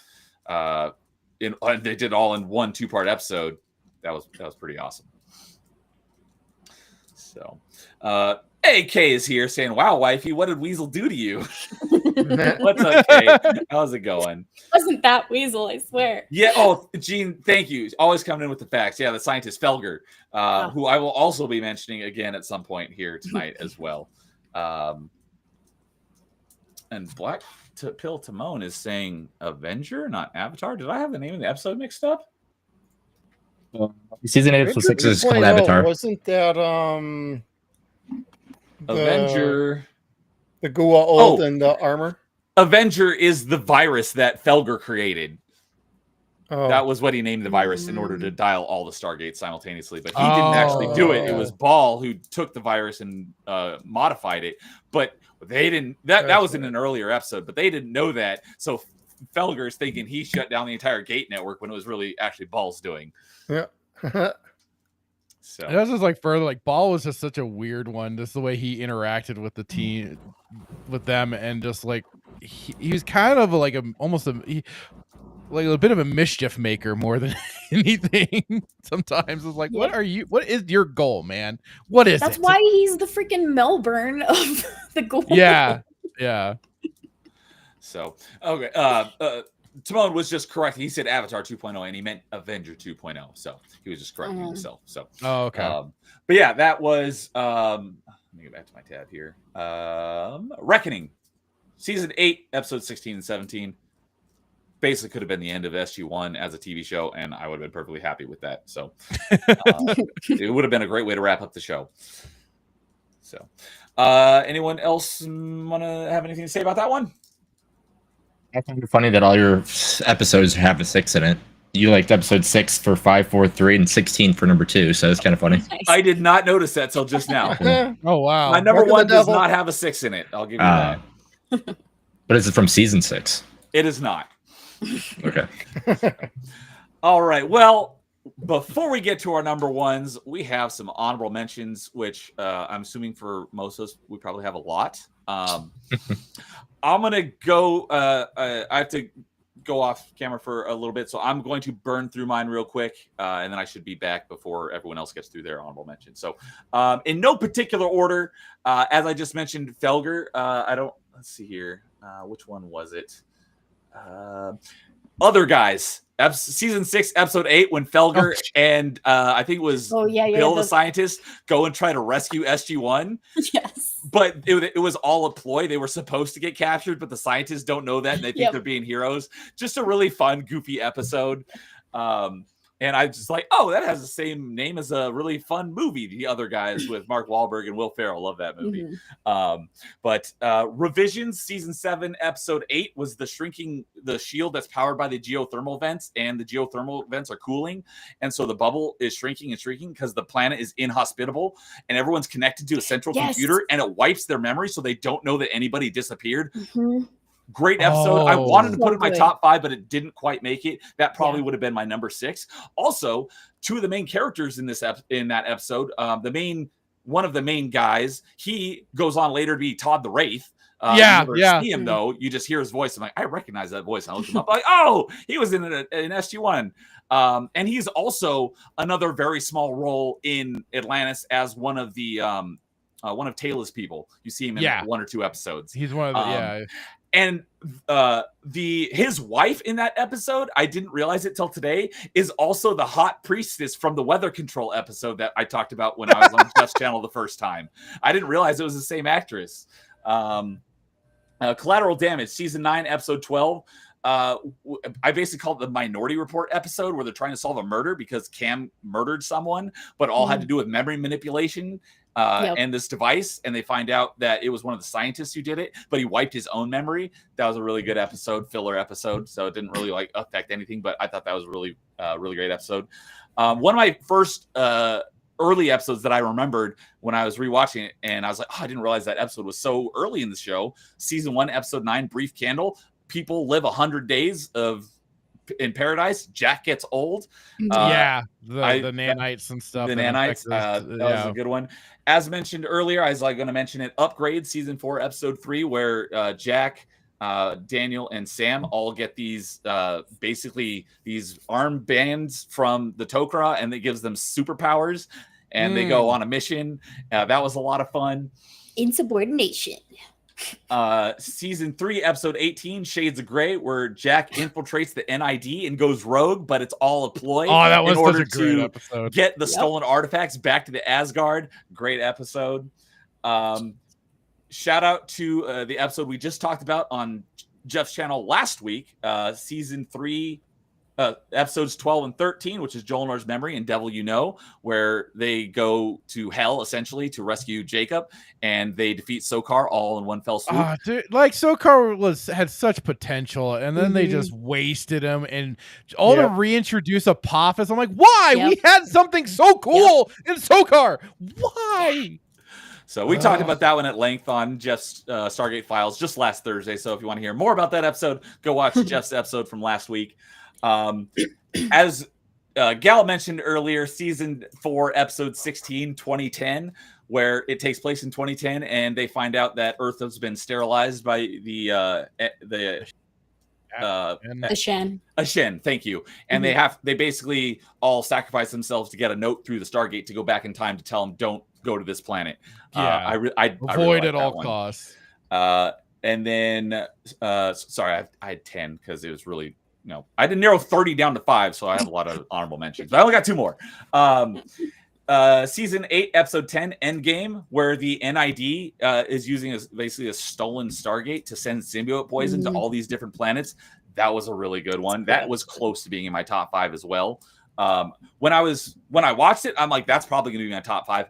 Didn't quite make it, but that was a good one. And then my last honorable mention is season 10, episode 16, another filler episode, Bad Guys, where they go to a planet and they end up being in a museum and they're accused of being terrorists, and they play the role in order to stall for time in order to get back home. Another fun, goofy episode. So those are a bunch of my honorable mentions. So let's go in reverse order. So we'll go Jeff, Gal, and then Fractured. Go ahead and start us off with your honorable mentions, and I will be back shortly.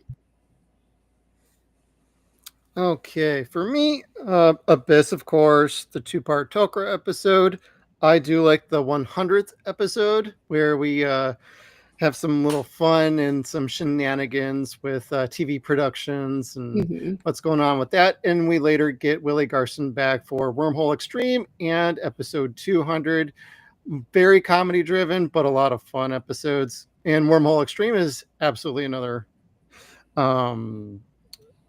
honorable mention for me because of how goofy and crazy it is and how everybody's just laughing at their own parodies. Well, not really laughing, but like, that's what people think of me.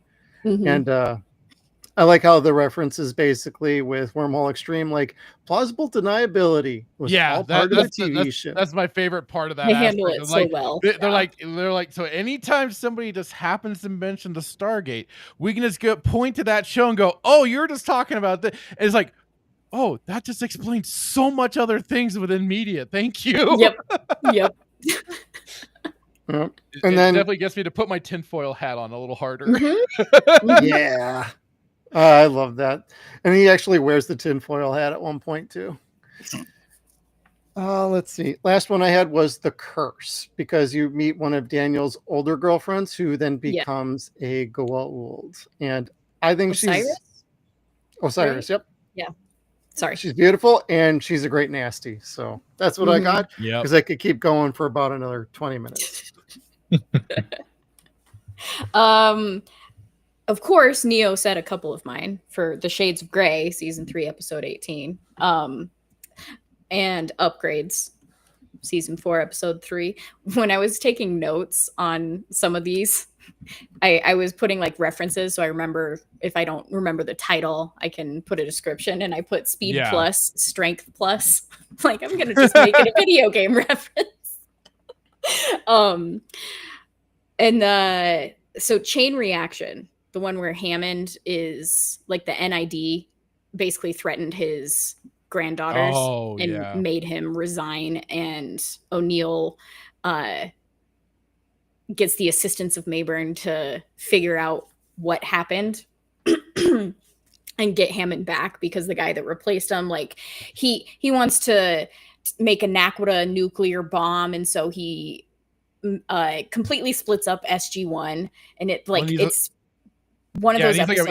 He's like one of those main like a stooge for the NID. So he's like easily fulfilling all of their agendas, basically. Yeah, and like you don't know if he's actually part of NID or if he's just like a really easy target for them, because he wants to do all the things and he's held back by freaking war crime. What are those rules? Geneva Convention stuff. Yep, Geneva Convention. And like he doesn't listen to Carter when she's just like, we don't know what this is going to do. It could create another black hole situation, which that's also an honorable mention that I didn't have on my list. Oh, yeah. The black hole episode's so good. But yeah, so chain reaction, tangent I mentioned earlier when they're in the glider that Apophis put like a failsafe to kill the Teal'c, who is Sholva. That's the word I was looking for. Sholva. Which that's season 4, episode 12, and then season 4, episode 8. These are obviously not in any order as well. The first ones where Daniel gets captured by an Unas on that planet. Yeah. Yep. Chakaka. Yes. Chakaka. That one's such a good episode because it introduces you to his future friend that they save later in episodes, which is also an honorable mention that I didn't think of until now. Season 3, episode 16, Ergo. Do you guys remember that one? Oh yeah. Oh yeah. Like the chip in their brains and everything. That one's so funny. Like it's cute. It's not top worthy, but it's definitely it's just a funny little, because he's just so annoying. But like, is it something that should be destroyed? Like, it's not necessarily a life, but it is a life. Like that whole conundrum thing. It's good. And then Paradise Lost, season 6, episode 15, with O'Neill and Mayburn getting stuck on that planet. Yeah. That's such a good episode. That was a good one too. Yeah. Because was that the kind of the among the last for the whole Mayborn situation? I think there was one more after that, because then he was like king of a small. Yes. Oh my god, I forgot about that episode. Because this is where it was getting really bad with the Jaffa, and it had Wayne Brady as a first prime, if I remember right. Wayne Brady was. Oh god, he was. I couldn't take that one seriously. No, it was getting like, for some of those later episodes with the Ghoul and the Jaffa, like some of it was getting kind of bad, because even like some of the Jaffa soldiers were kind of out of shape, and just like it was like they were getting the B squads after dealing with the SG-1 for so long. They've wasted through the good ones. Now they're just like, we need to throw something at the humans, please. Yeah. Earlier in chat I saw. Can you guys still hear me? Yeah. Okay, my page is being stupid. It's like telling me to reload, so I wasn't sure. It just told me that too. So okay. Yeah, me too. Earlier, Timon, I think, mentioned something about emancipation, and I'm like, I had an adverse reaction to it, so I had to look it up, and it's that stupid episode that, you know, that one-liner that Carter has in the first episode. Emancipation is that stupid Genghis Khan freaking episode, like woman empowerment, and like she defeats him or whatever. I have to, so like if I'm being super serious about my rewatch, when I sometimes get serious about my rewatches, I will watch the episode, but I will skip when she is fighting to like win her freedom type of thing, because that fight is so freaking cringe. I'm like, she's dead. She does not beat him. Stop it. But yeah, so no Timon, bad Timon. And it better not be on Fractured's honorable mentions, because that's what the comment was. But that's me. That's my list for honorables.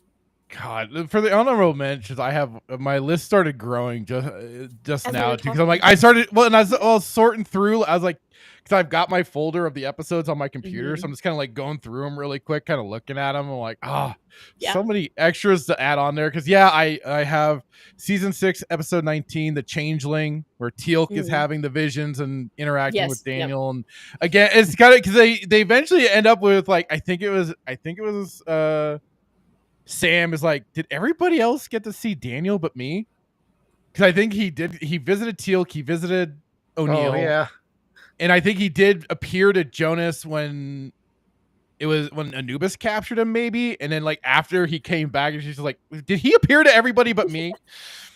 Of course, also Wormhole Extreme, just a hilariously funny episode, and just getting getting their caricatures put on screen like that was hilarious. And also like then I don't know all the episodes specifically, but all their clip episodes, because I feel like even though that they were just designed to kind of rehash the season or seasons later on, the recaps. they still fit it so well into the story they were telling, and as they were going into usually the season finale and everything. Yep. So I mean, just chalk that up, because especially like for season 1, episode 21, Politics, you get the introduction of Kinsey, the guy you just want to strangle with Mr. all your Seneca. might. Who persists for so long. Yes. And it's just so funny too, because I gotta get the actor's name. It was Ronnie Cox? Who my first like experience with him as an actor was from the Beverly Hills Cop movies. So I'm like, I was gonna say RoboCop or Total Recall. No. So I'm like, I knew him as a good guy, like helping out Eddie Murphy and everything. And then like, oh my God, he's such a scum-sucking weasel. He's awful. And you love to hate. But I mean, again, like the season 1 had a lot of bangers, because then there was also like the Torment of Tantalus, which gives us that beginning introduction with the whole 5 races and stuff like that. That there was all these, just a group of people, the group of different races that met together and were just kind of working out scientific theories and stuff like that. It's like, again, them, and they did it. They were finding their footing and just slowly but surely opening up the Stargate galaxy for us to find out what is out there. And of course, with that, the 5th race that you never meet. Well, sometimes it's best not to. The Furlings, we kind of are like, fine. We're with a name like that. You're right? It's a very Weasel, scary thing. Furlings. Although speaking of like, I don't know if it was also Spartacus brought this up, but I know Hitman and I started running with the idea that maybe the Furlings were the alien that we first basically have Daniel died, fire and water, the what fate Amaroka. Yeah. Like, what if that was the Furling? So we technically met them, sort of thing, because we never get, I think, a name for what that alien is. True. But I always thought it was Crystal Skull Alien, personally. The giants. Yep.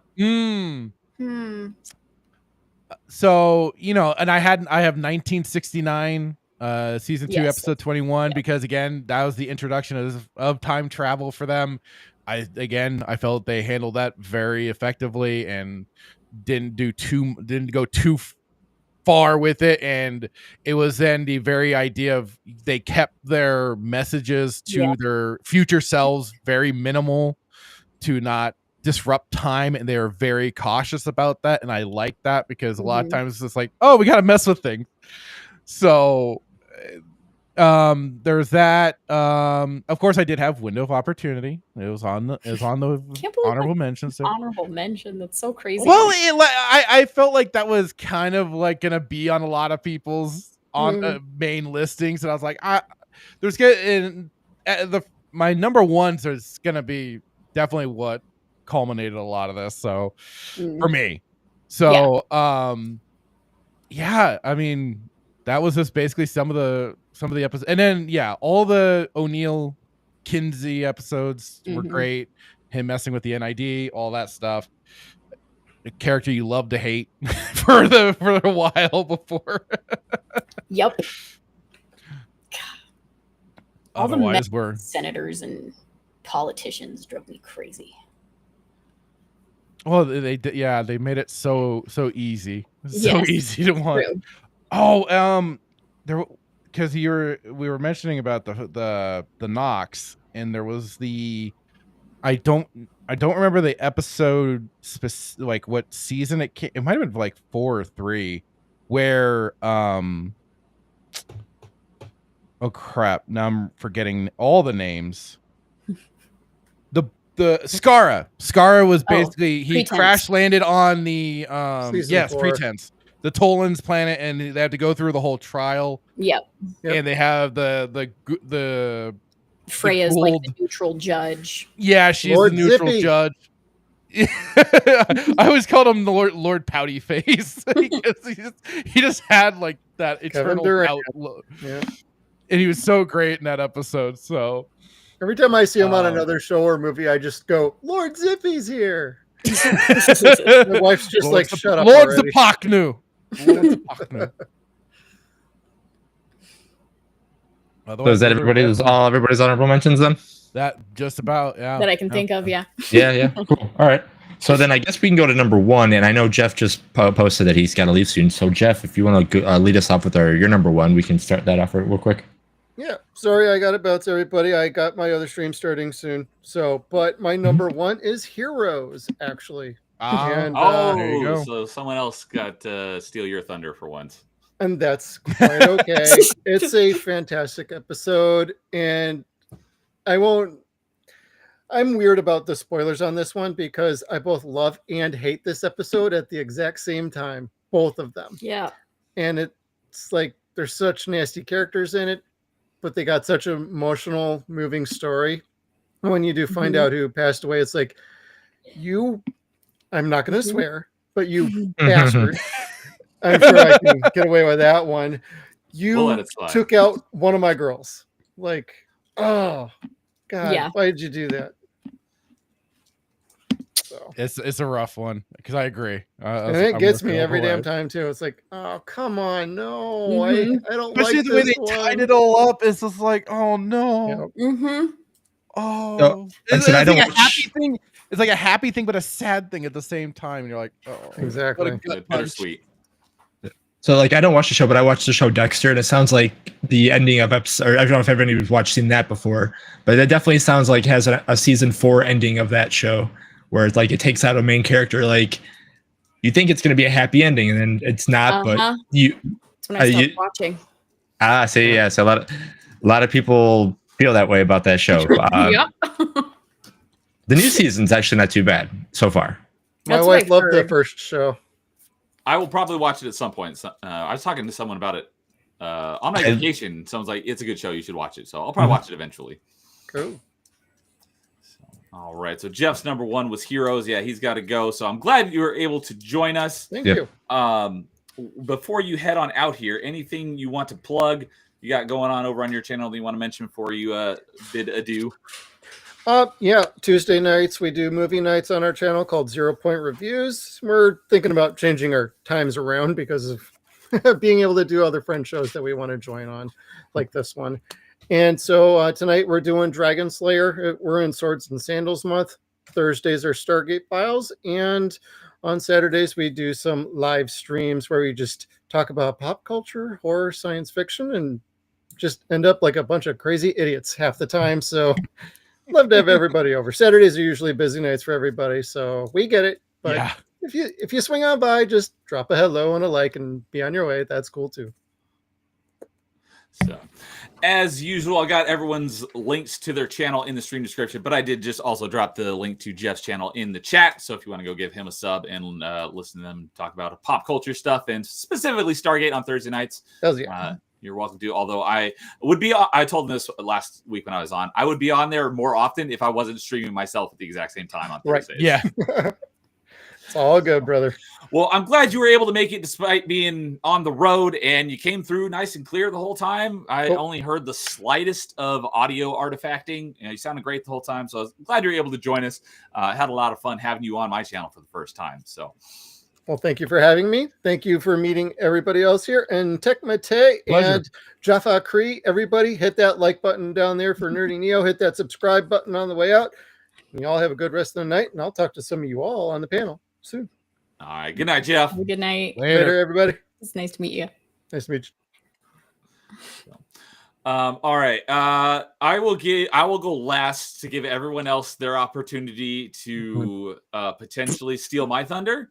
So I think Gal's has been got the short end of the sticks the most. So let's have her go next. Well, we all know it's Heroes because of course it is. The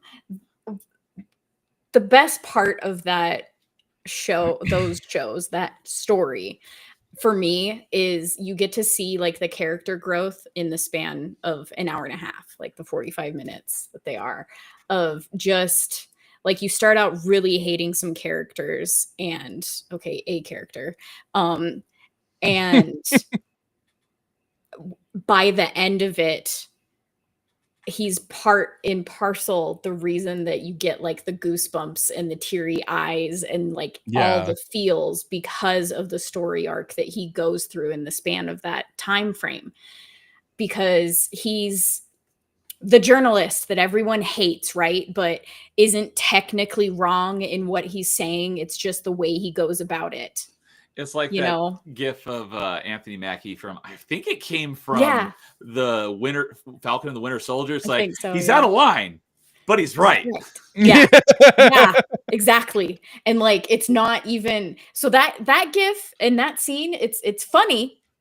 This guy, it's really not, because he's like the pesky journalist that is just like, yeah, but everyone doesn't want to do this documentary because we know how you're going to spin it. You're just going to make all these cuts and jumps and make it seem like we said something we didn't say.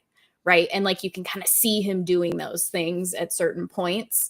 And then by the end of it, because of what happened and what he realized, it's just that gut punch. Too. Yes.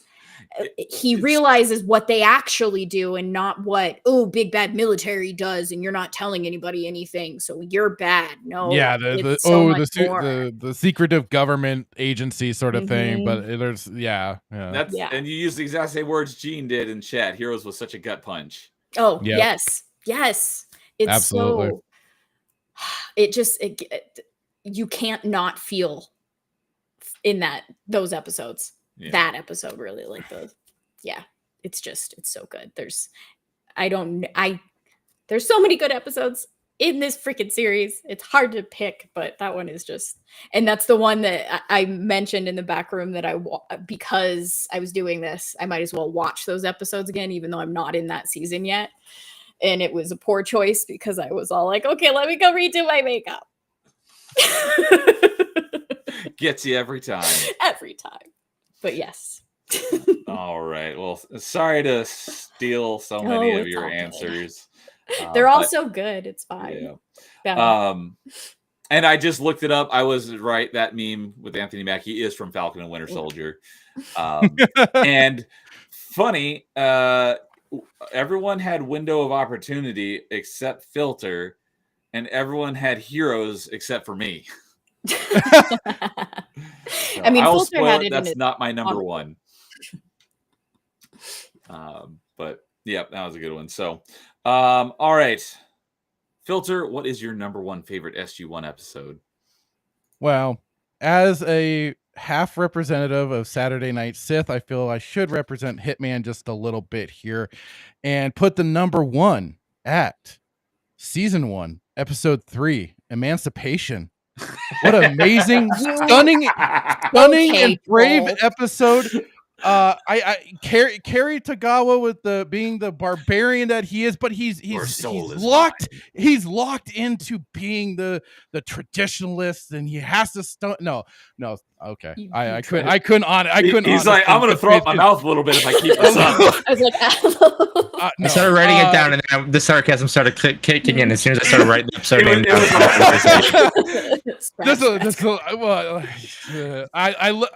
Hitman loves that episode, though. He keeps bringing it up. I know he does it just to kind of like needle at me, but I don't know if there's like some is to Hitman as the Thunderbolts is to Blake. Yes, kind of. I find the most egregious issue with that episode. Carter, Amanda Tapping is so fine. Like, she is a beautiful specimen, right? And then they put her in this beautiful attire, and she's the most beautiful woman he's ever seen. What is she wearing?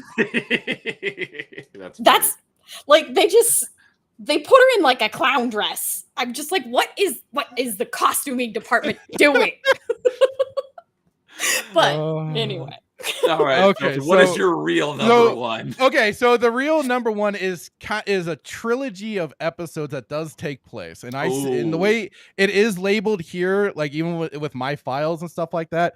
So it's the season 4 episode 22 Exodus, in the season 5 episode 1 Enemies, and Threshold. Yeah, it is just a trilogy, and this was. So I successfully took yours, sort of. Yes, you did, but I didn't let you know it. I didn't let you know it. Like I said, that's like all the series premieres and finales are also an honorable mention. That is a great series of episodes. Well, and this was the funny thing, because I mentioned this, my buddy Cole, he was already watching it. He was deep into it. This is where he was at. And he was over we were hanging out together at my place. He was watching the episodes because we had our whole setups. My brother was on his computer. I was on my computer. He was on his computer because he brought it over. We had the TV set up for watching random either kung fu movies or just this time Stargate. And he was watching Stargate, and he was going into the season 5, and it drew me in. Like I said, I'd watched the movie. I enjoyed it. Can't go wrong with Kurt Russell with guile hair and everything. Yeah, throwing out one-liners, throwing the one-liners at the end and everything. But watching this episode, these 3 episodes was just like, oh wow, okay, so there's a lot going on here. But at the same time, like especially when you get to Teal'c's episode, you're getting all this backstory on Teal'c. You're getting all this information because it's like, okay, so he was there on their team, then he flipped sides. They've killed the big bad. And apparently, finally, and I didn't realize how much, like, just how long they decided to keep Apophis around. They kept stretching him out, man. Especially sacrificing Sokar for him. Sokar was such a good one, and he had such a great aesthetic. Yeah. Like, he was such Gene in chat was saying that earlier. They really kept Apophis around too long. We could have had more Sokar and Kronos or a bunch of others, but Kronos was another good one. The big feathered hair and everything. The dude looked looked Fabio awesome. looking dude. Almost, yeah. But yeah, like it was then also because like the replicators were also the ones that kind of killed off Apophis as he was trying to keep his shield, and he just finally eats the dust. And we're like, yes, finally, he's not coming back from it. But like I said, this is what got me into Stargate. I was just like, when I watched those episodes, and we were even kind of continuing on to the other ones, but like these 3 were just like, oh wow, there's a mythos here. There's a whole thing, much more than what even the movie first produced. So it was just like such a important 3 episodes for me that I always will love watching all the way through. And I think it's again the Tok'ra got the Gould mothership that they acquired blown up. What's so funny too is like it was kind of just a throwaway part of, I think, the 2nd episode in the 3, where they have to tell Selmak, no, we can't take replicators back to our galaxy so they can have a foothold in our galaxy. You don't know what you're dealing with here.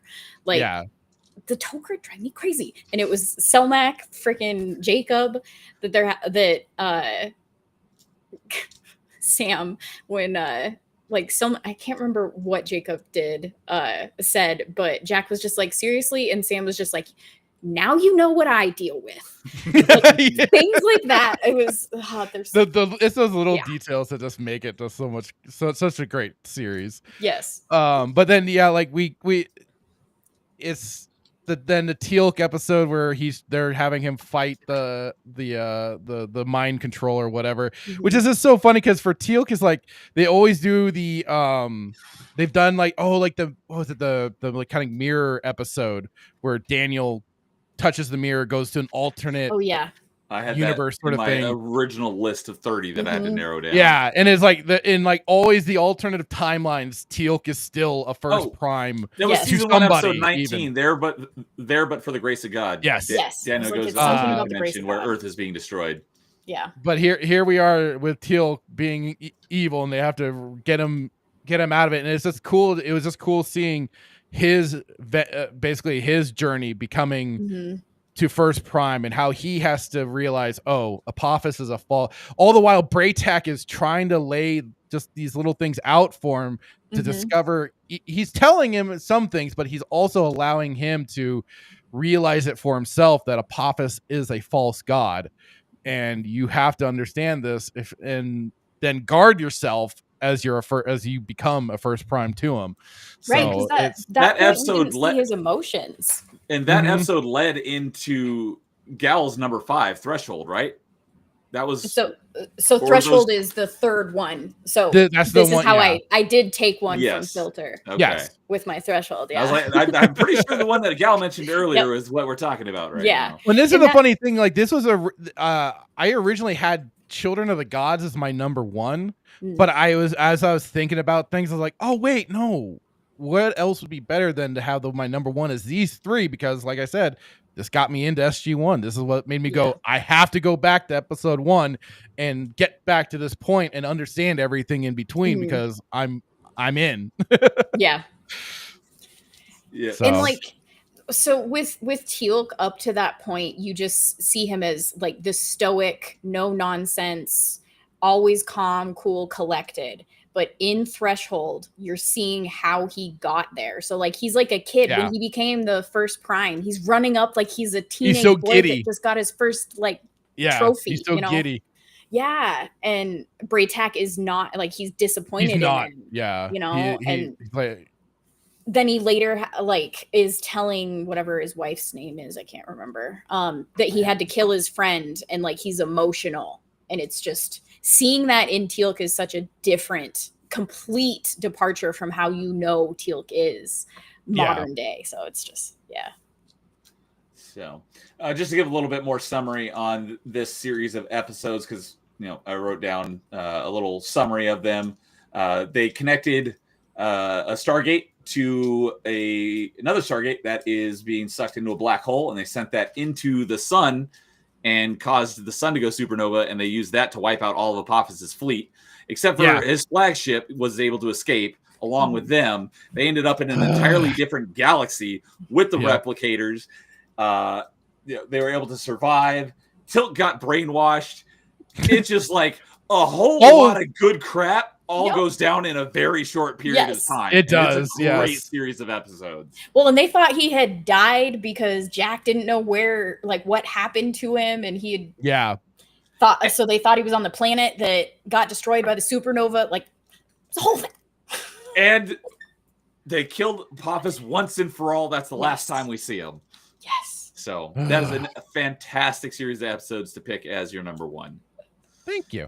So good pick. That arguably could have been up there for me as well if I wasn't excluding premieres and finales.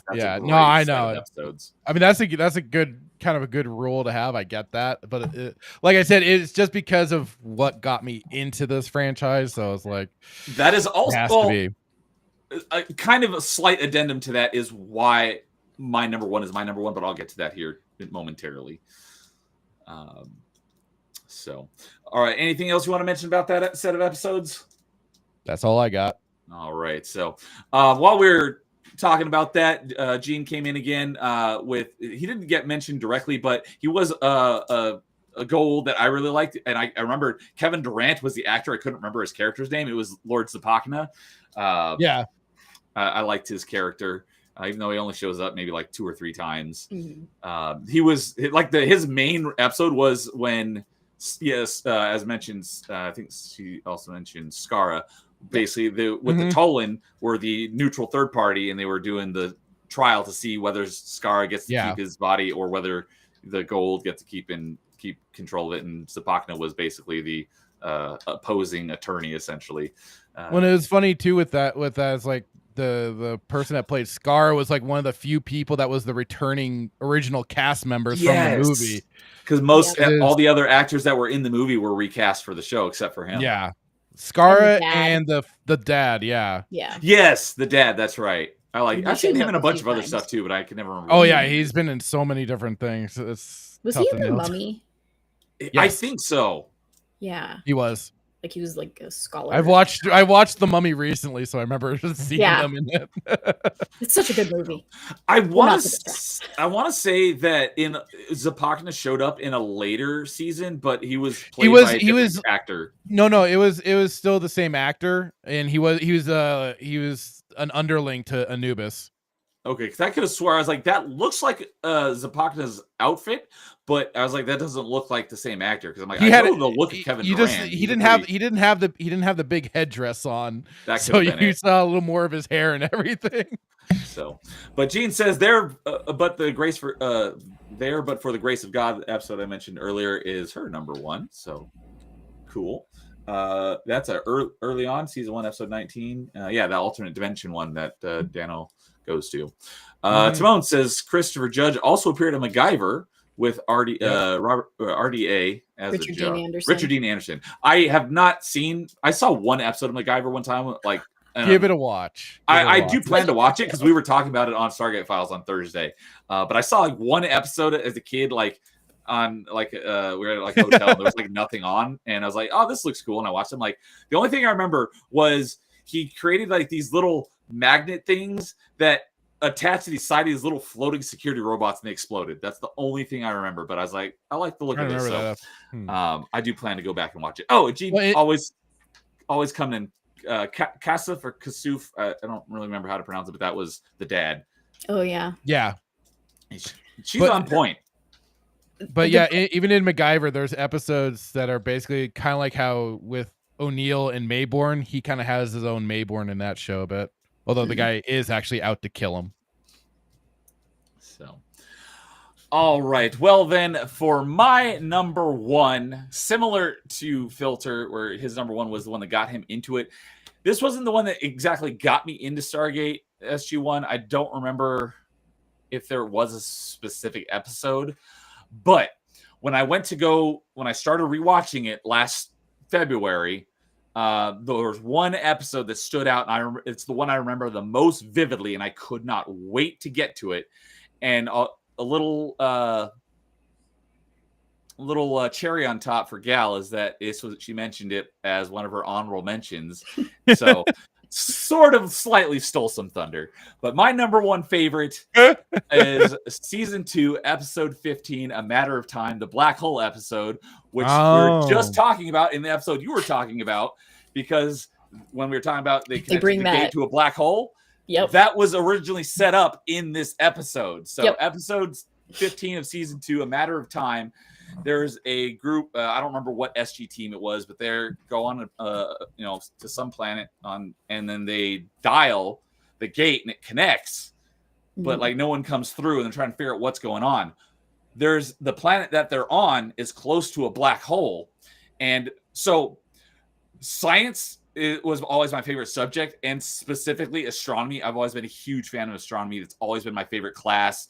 In college, my astronomy class, I aced it without even trying. I got the highest grade in the class in the third test. I could have not even taken it, gotten a 0. I still got an A in the class because I love astronomy so much. I chose to take the final because I wanted to, not because I needed to.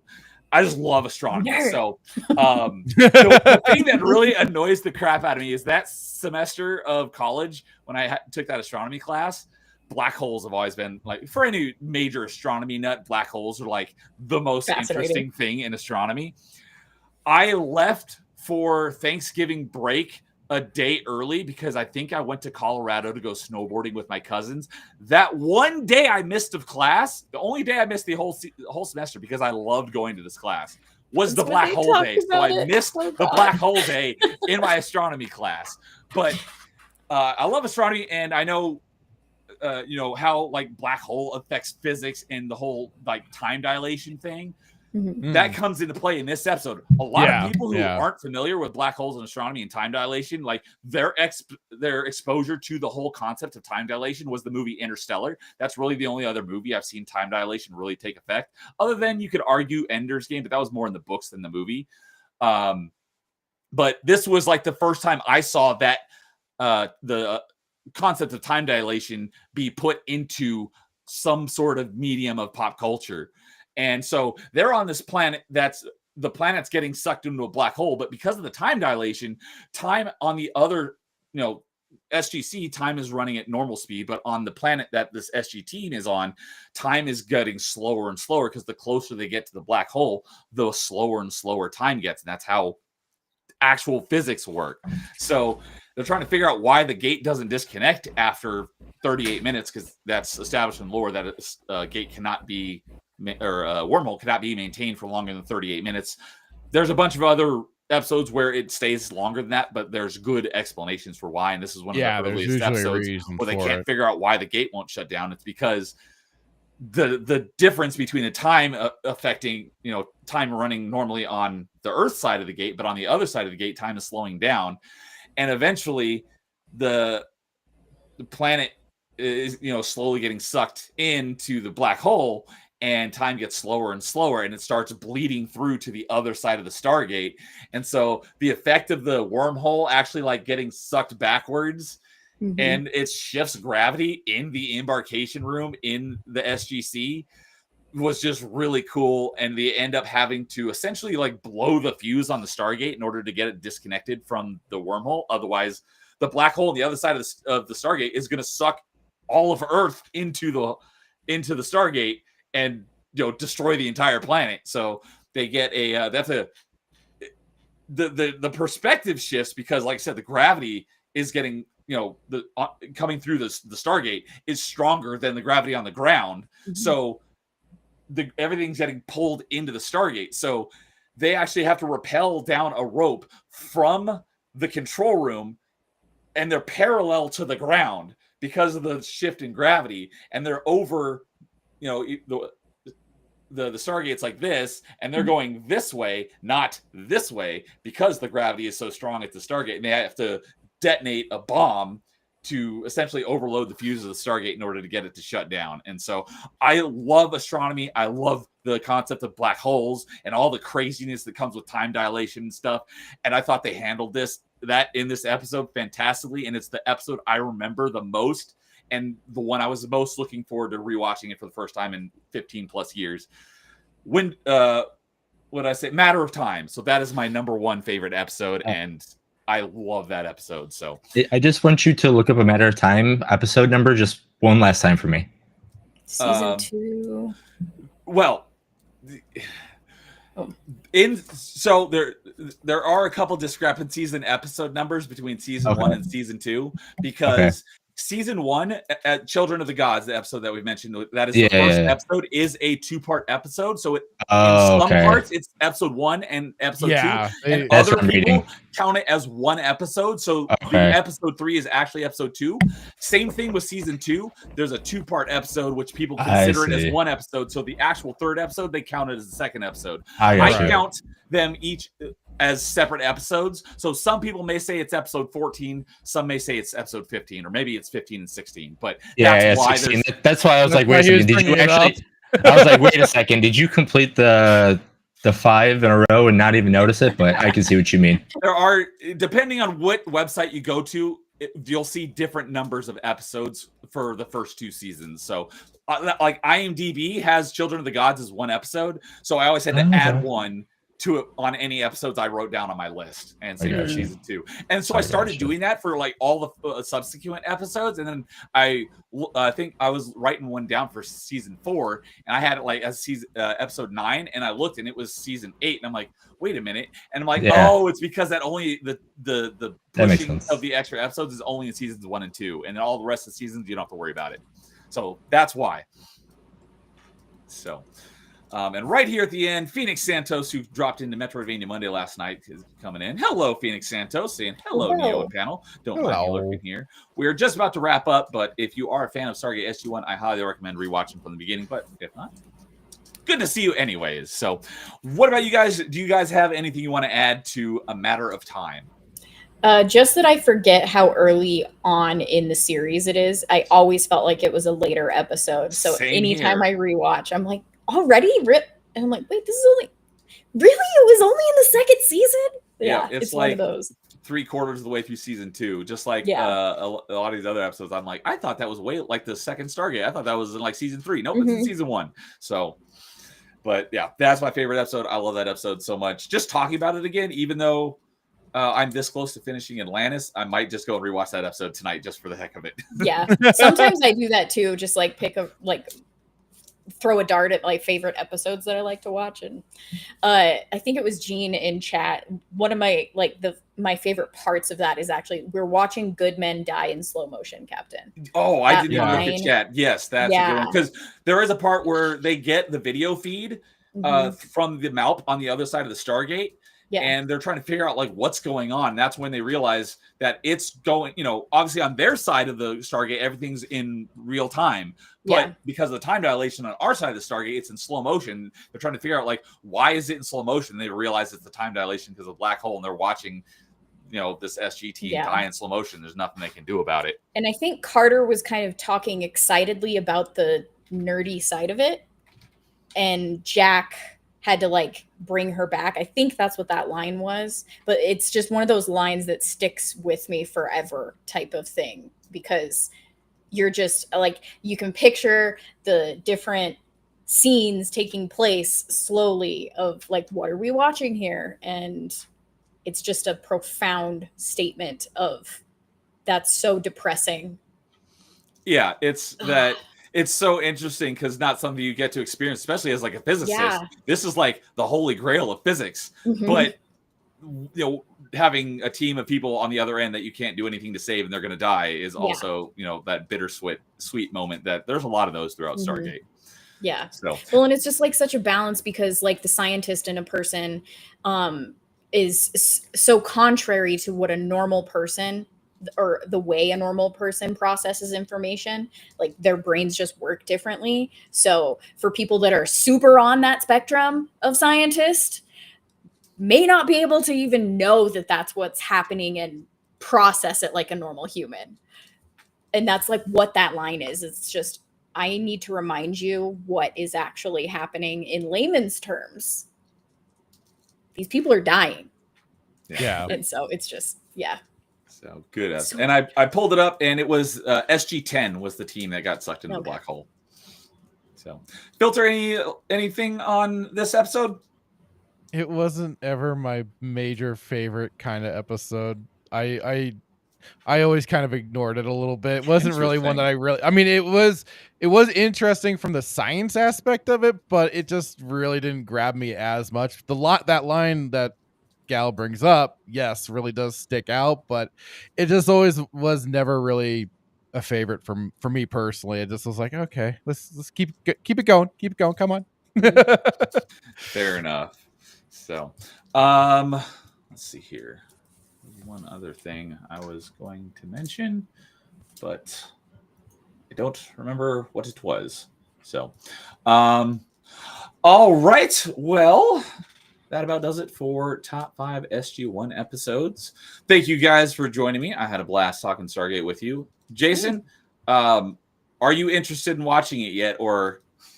I don't know. I mean, there's a lot. It's one of those things when you try to cram for a test and you're like, are you ready for the test now that you just had 2.5 hours of just all this stuff thrown at you? You're like, yes. I think so. Yes. I think so.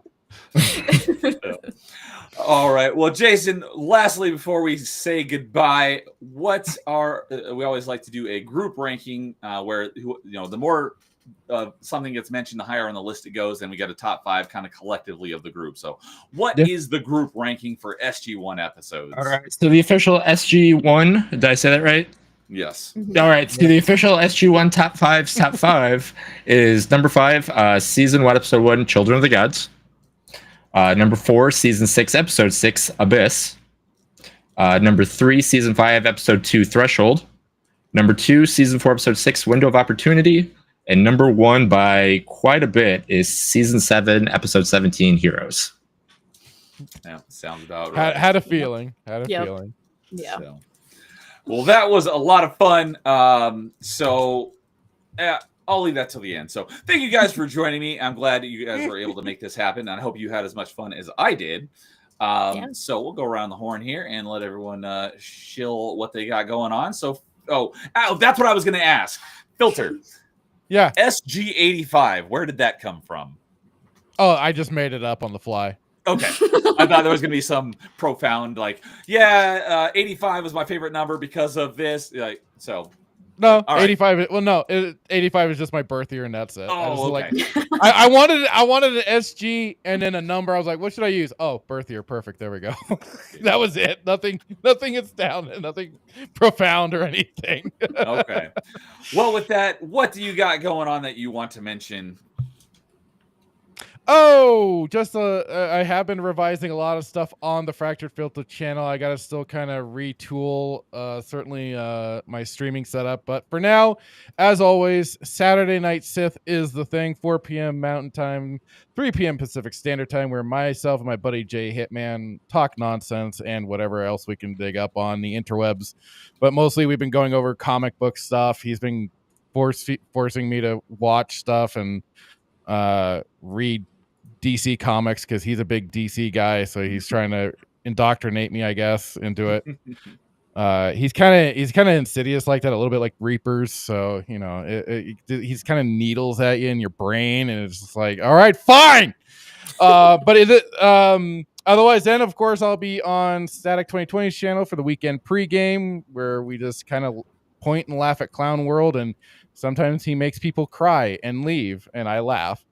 But I'll of course be on that. That's 6 p.m. Pacific Standard Time for that. And otherwise, this has been a lot of fun. Neo's been fun getting to join you guys once again. And for Stargate, it's a rarity to get to talk this. It's like every circle I follow, they're all talking Star Wars or Star Trek. It's like Stargate kind of gets the kick to the side a little bit, the redheaded stepchild, as it were, almost. But you know what? I'm okay with that because guess what? No touching. Stargate. I was gonna say yes. Knock on wood. Stargate hasn't been done up the backside like Star Wars, Star Trek, and Doctor Who has been. So yep, hasn't been tainted yet. Yeah. So I'll at least revel in that. And again, talking about Stargate is always a blast, and I'll be very excited if you decide to do Atlantis for sure.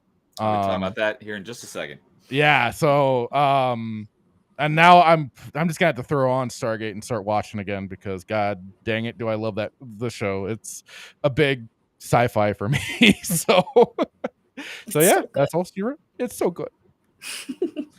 All right. And Gail, what do you got going on?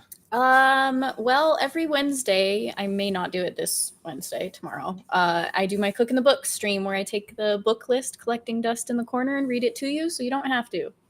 Because nobody's got time for that. Nobody likes to read, can't read, is dyslexic, all that. And I love to read and don't have time for it, so I force myself to. That's a good way. And so I stream it on YouTube and Rumble. So I like reading too, and I never do it. So. Yeah. I've read books that I've read in the past, and I've read new books, like reading Sherlock Holmes right now. We just finished A Study in Scarlet. So may just do like a Discord watch of like the Robert Downey Jr. first movie, just because I have travel at the end of the month. But I am going to continue The Sign of the Four, which is the second book. Soon. But otherwise, thank you so much for having me on. I'm on a bunch of other channels, but I kind of I share them on Twitter. Follow me there. It's a mouthful to say, but I had a lot of fun with this. This was so awesome. This is a I'm blast. Geek out over. Glad that you still had fun despite getting your answer stolen. It's okay. Oh no, God, I knew it. Shows a lot, didn't we? I knew it was gonna happen. It was just a luck of the draw when everyone else had them at different orders. So I'm glad both of you could join us and have a lot of fun because I enjoyed this greatly as well. So thank you for joining me. Jason, you got anything going on your channel specifically that you want to mention? No, update on. I'm in one of those Newsstand? creative funks right now that I just can't. Anything I come up with, I don't like, or anything I have planned that I was going to do, I don't like. So I'm like scrapping ideas, and I understand that. Yeah, it's just like I'm in this creative thing. So I'm happy that we have this back right now, so I can at least force myself to, I always say, turn on the camera just to kind of do something. So maybe I'll just, the bad ideas that I think I have, I'll just throw them out there, and maybe they're actually good ideas. I'm just too hard on myself, kind of thing. Yeah, when I got back from my trip, I was kind of sad that you didn't do any top fives without me. See, I had some things out there, and no one came back, and I was just like, you know what? I'm out there. And I'm just like, I just can't. I'm just not gonna do it, I guess. One of those things like, I have this, no, not gonna work. And no one came back. I'm like, all right, that's fine. We'll have our winter break as a summer break kind of thing too, and just we'll hit the ground running with this. So. But yeah, if I'm happy to kickstart your newsstand if you're still wanting to do that. That was a lot of fun when you did it backstage. Yeah. Like I said, I have them all ready to go. It's just presenting it's the hard part right now. So, all right. Well, as for myself, actually, before I get into that, as alluded to a couple times, I am also watching Atlantis right now, rewatching that for the first time.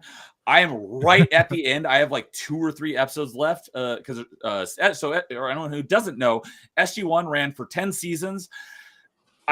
Too bad Jeff's not here because he would know the details. Or maybe Gene knows. So if I get this wrong, Gene, feel free to correct me.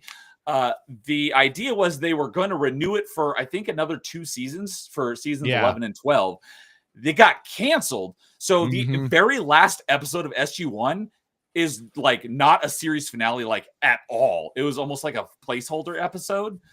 And then the actual show got wrapped up in the made for TV movie Stargate Ark of the Covenant, or no, Ark of Truth. Sorry, getting Indiana Jones mixed up. The Ark of Truth is like the actual last episode of SG-1, but it was a made for TV movie essentially. Because they did like 3 of them, didn't they? There was also Continuum, but that takes place like in between seasons 4 and 5 of Atlantis. So that one takes place much later. And that has to do with, I just rewatched it. I just watched Continuum literally like a month ago. It had to do with, they caught the last ball clone. I was gonna say, is that the ball clones and the there was more time travel shenanigans. More shenanigans. But yeah, the real last episode of SG-1 was the Ark of Truth, and that was how they wrapped up because after they defeated the Goa'uld and the Replicators in season 8, they were, like I said, they're kind of floundering because they don't know what to do. They ended up going on for 2 more seasons till the end of season 10, and so they introduced the Ori as this new big bad, and so they could have definitely gone longer than 2 seasons, but it got cut, so they had to wrap it up in a made-for-TV movie. What's funny about that is they were expecting to be canceled around when you'd think that it should have ended. And so they were kind of writing that with that expectation, but they kept getting renewed. And then they got canceled when they decided not to expect to be canceled. Exactly. Yeah. So, but yeah, as I mentioned earlier, I've got a Stargate watch list in my TV channel, pinned in my TV channel, my Discord, because at the end of season 7, I believe, is when Atlantis starts, and Atlantis seasons 1, 2, and 3 run concurrently with SG-1's seasons 8, 9, and 10. And there's some crossover episodes, so you kind of got to jump back and forth between them. Yeah, basically in season 8, after the season premiere, or when O'Neill's unfrozen and he's kind of back in the SGC, that's kind of where Stargate Atlantis would pick up, because he's the one in command and everything. So then it's like, okay, and they got the Antarctica base. Antarctic base, and then they're starting that expedition to the Atlantis world. So poor Daniel. All that to say, I know he never gets to go. No, he did go to Atlantis. No, he does. That's right. Because him and like the Pegasus. McKay. Him and someone else galaxy, realized that what they thought was the hologram was actually an ascended being. Yes. Yes. Yep. And so they Finally got him there. Yeah, He finally got to go. They're like, how much power is the hologram room drawing? They're like, it's not drawing any. And they're like, the gig is up. We know you're not a hologram. Yeah. So anyways, all that to say, SG-1 ran for 10 seasons. Then they wrapped it up with the made-for-TV movie Arc of Truth. There was 5 seasons of Atlantis. The first 3 seasons ran concurrently with the last 3 seasons of SG-1. So season 5 is the end of Atlantis. I have like 2 or 3 episodes left, so I'm right at the end. And the last 2 or 3 episodes have been like complete filler episodes. I'm like, where is this going? Because I literally do not remember what the ending of Atlantis was. It's almost going to be like a plot for me. But the last 2 episodes have not compressed the plot like at all. So I'm like, where is this going? These should be very plot-centric episodes, and it's not going anywhere. That was again where they weren't. I don't believe they were expecting to be canceled with Atlantis, and there's no made-for-TV movie to wrap up Atlantis. Well, and they were the end of Atlantis is the end of Atlantis. This was the thing at that time, because like I was heavy into it. I was like, yes, Stargate, this is wonderful.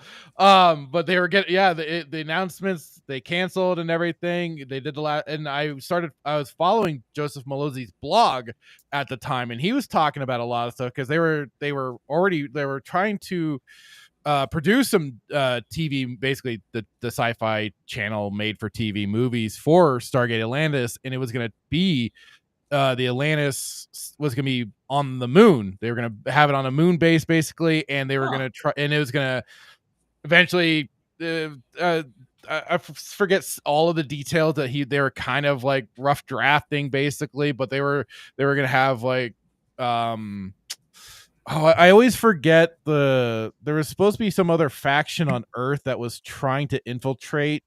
It wasn't the Lucian Alliance, was it? I think that I think that was it. And they played a much bigger role in the last couple seasons. Yeah, and then into Universe as well. Yes, they're in Universe as well.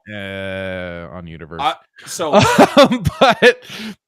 But yeah, like they were supposed to be like the moon base. They were trying to blow it up or something, but that was like some of the early stuff that they were first talking about. I was like, oh, cool.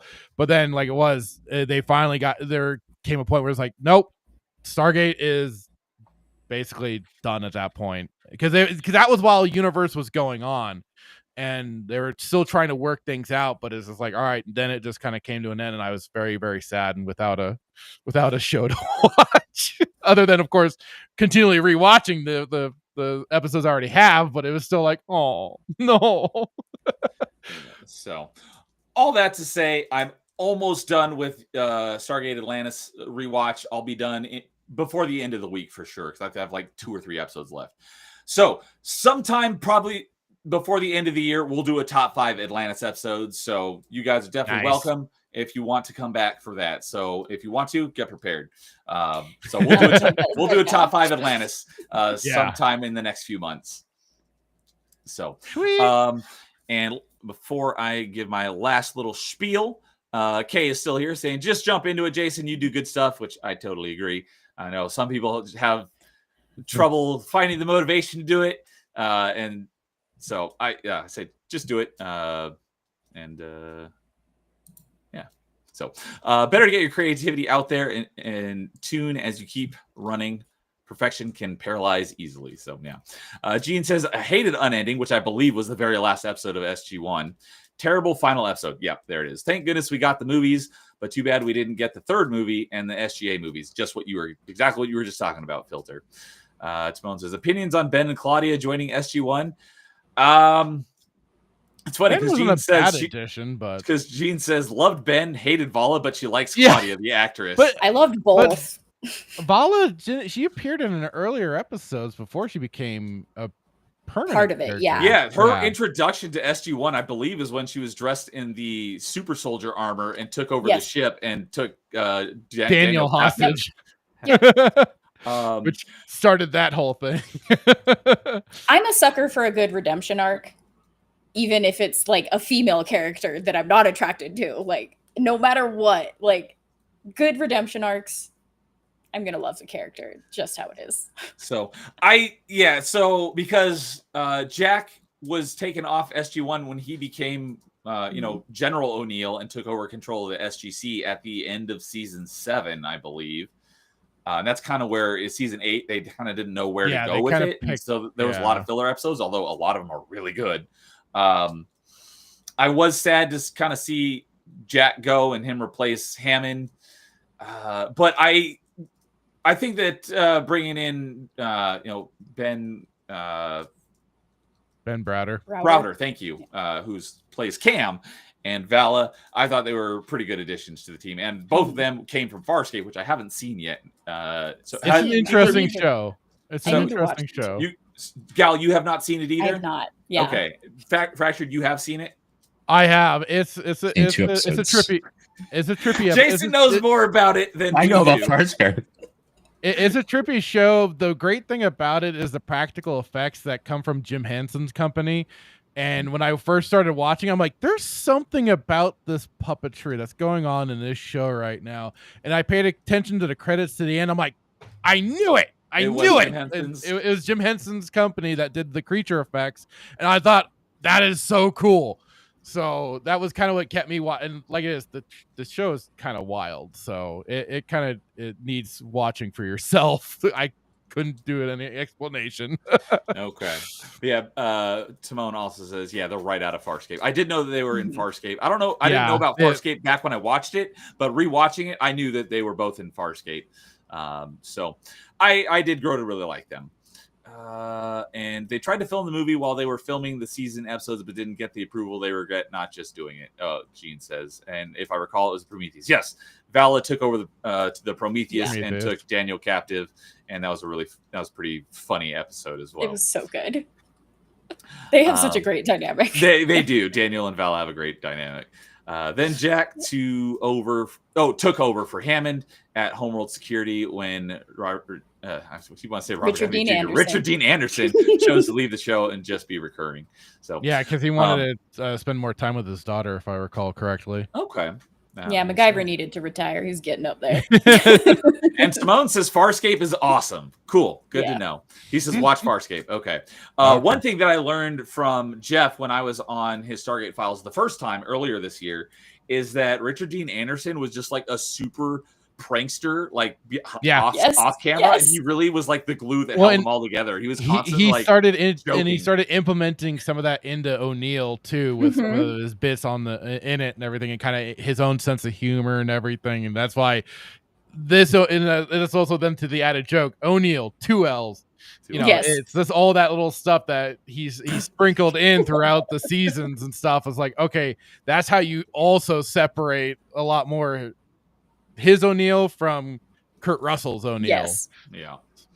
So Gene says, I do wish they'd let Cam and Vala interact more, but they kept them apart because they were in Farscape. Yeah. The one of the really late episodes, I want to say was in season 10, because I feel like I just watched it a few weeks ago, was when Cam goes back to his high school reunion and one of the guys from the Lucian Alliance shows up and Vala's pretending to be his date. Yep. Or I mean, it is his date, but they're not like, romantically involved. And so Cam basically I wouldn't say hooks up with, but kind of reconnects with his high school girlfriend.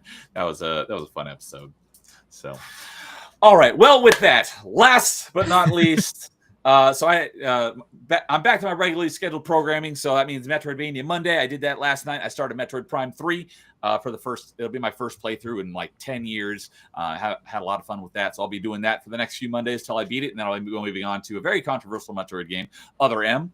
Tonight was top 5 SG-1 episodes. Had a lot of fun with this. Tomorrow night I will be over on my party chat co-host Carl of RNG's channel, and because Carl and Angry Canadian and I have a year-long gaming challenge, we're doing a sort of late mid-year review. We're going to be tweaking some rules and just making some changes, talking about some of the games we've been playing. So that'll be over on Carl's channel. We'll be talking about games we've been playing this year. And then on Thursday night will be the return of Achievement Chasers. Dude and I have a lot to catch up with. Dude 1286 is my achievement chasing co-host because we are both big achievement hunters, and we did not do one in July. So this is a double episode where we're catching up on everything we did for achievements between across June and July. So if you like hearing me and Dude talk about video games and more specifically achievements, come check that out on Thursday. And then we'll be back with Party Chat next Tuesday night, since Party Chat and Top 5 alternate weeks. So that'll be it for everything here tonight. Thank you, everyone on the panel, for being here and talking Stargate with me. That was a lot of fun, and I'm already looking forward to talking Stargate Atlantis with any of you who may want to join for that. And everyone who was in chat, even if it was just for a minute or the whole almost 3 hours now, thank you for hanging out with us as we ramble on about nerdy stuff. So everyone, have a good night. We will see you all later. And as always, in the meantime, game on. Bye-bye.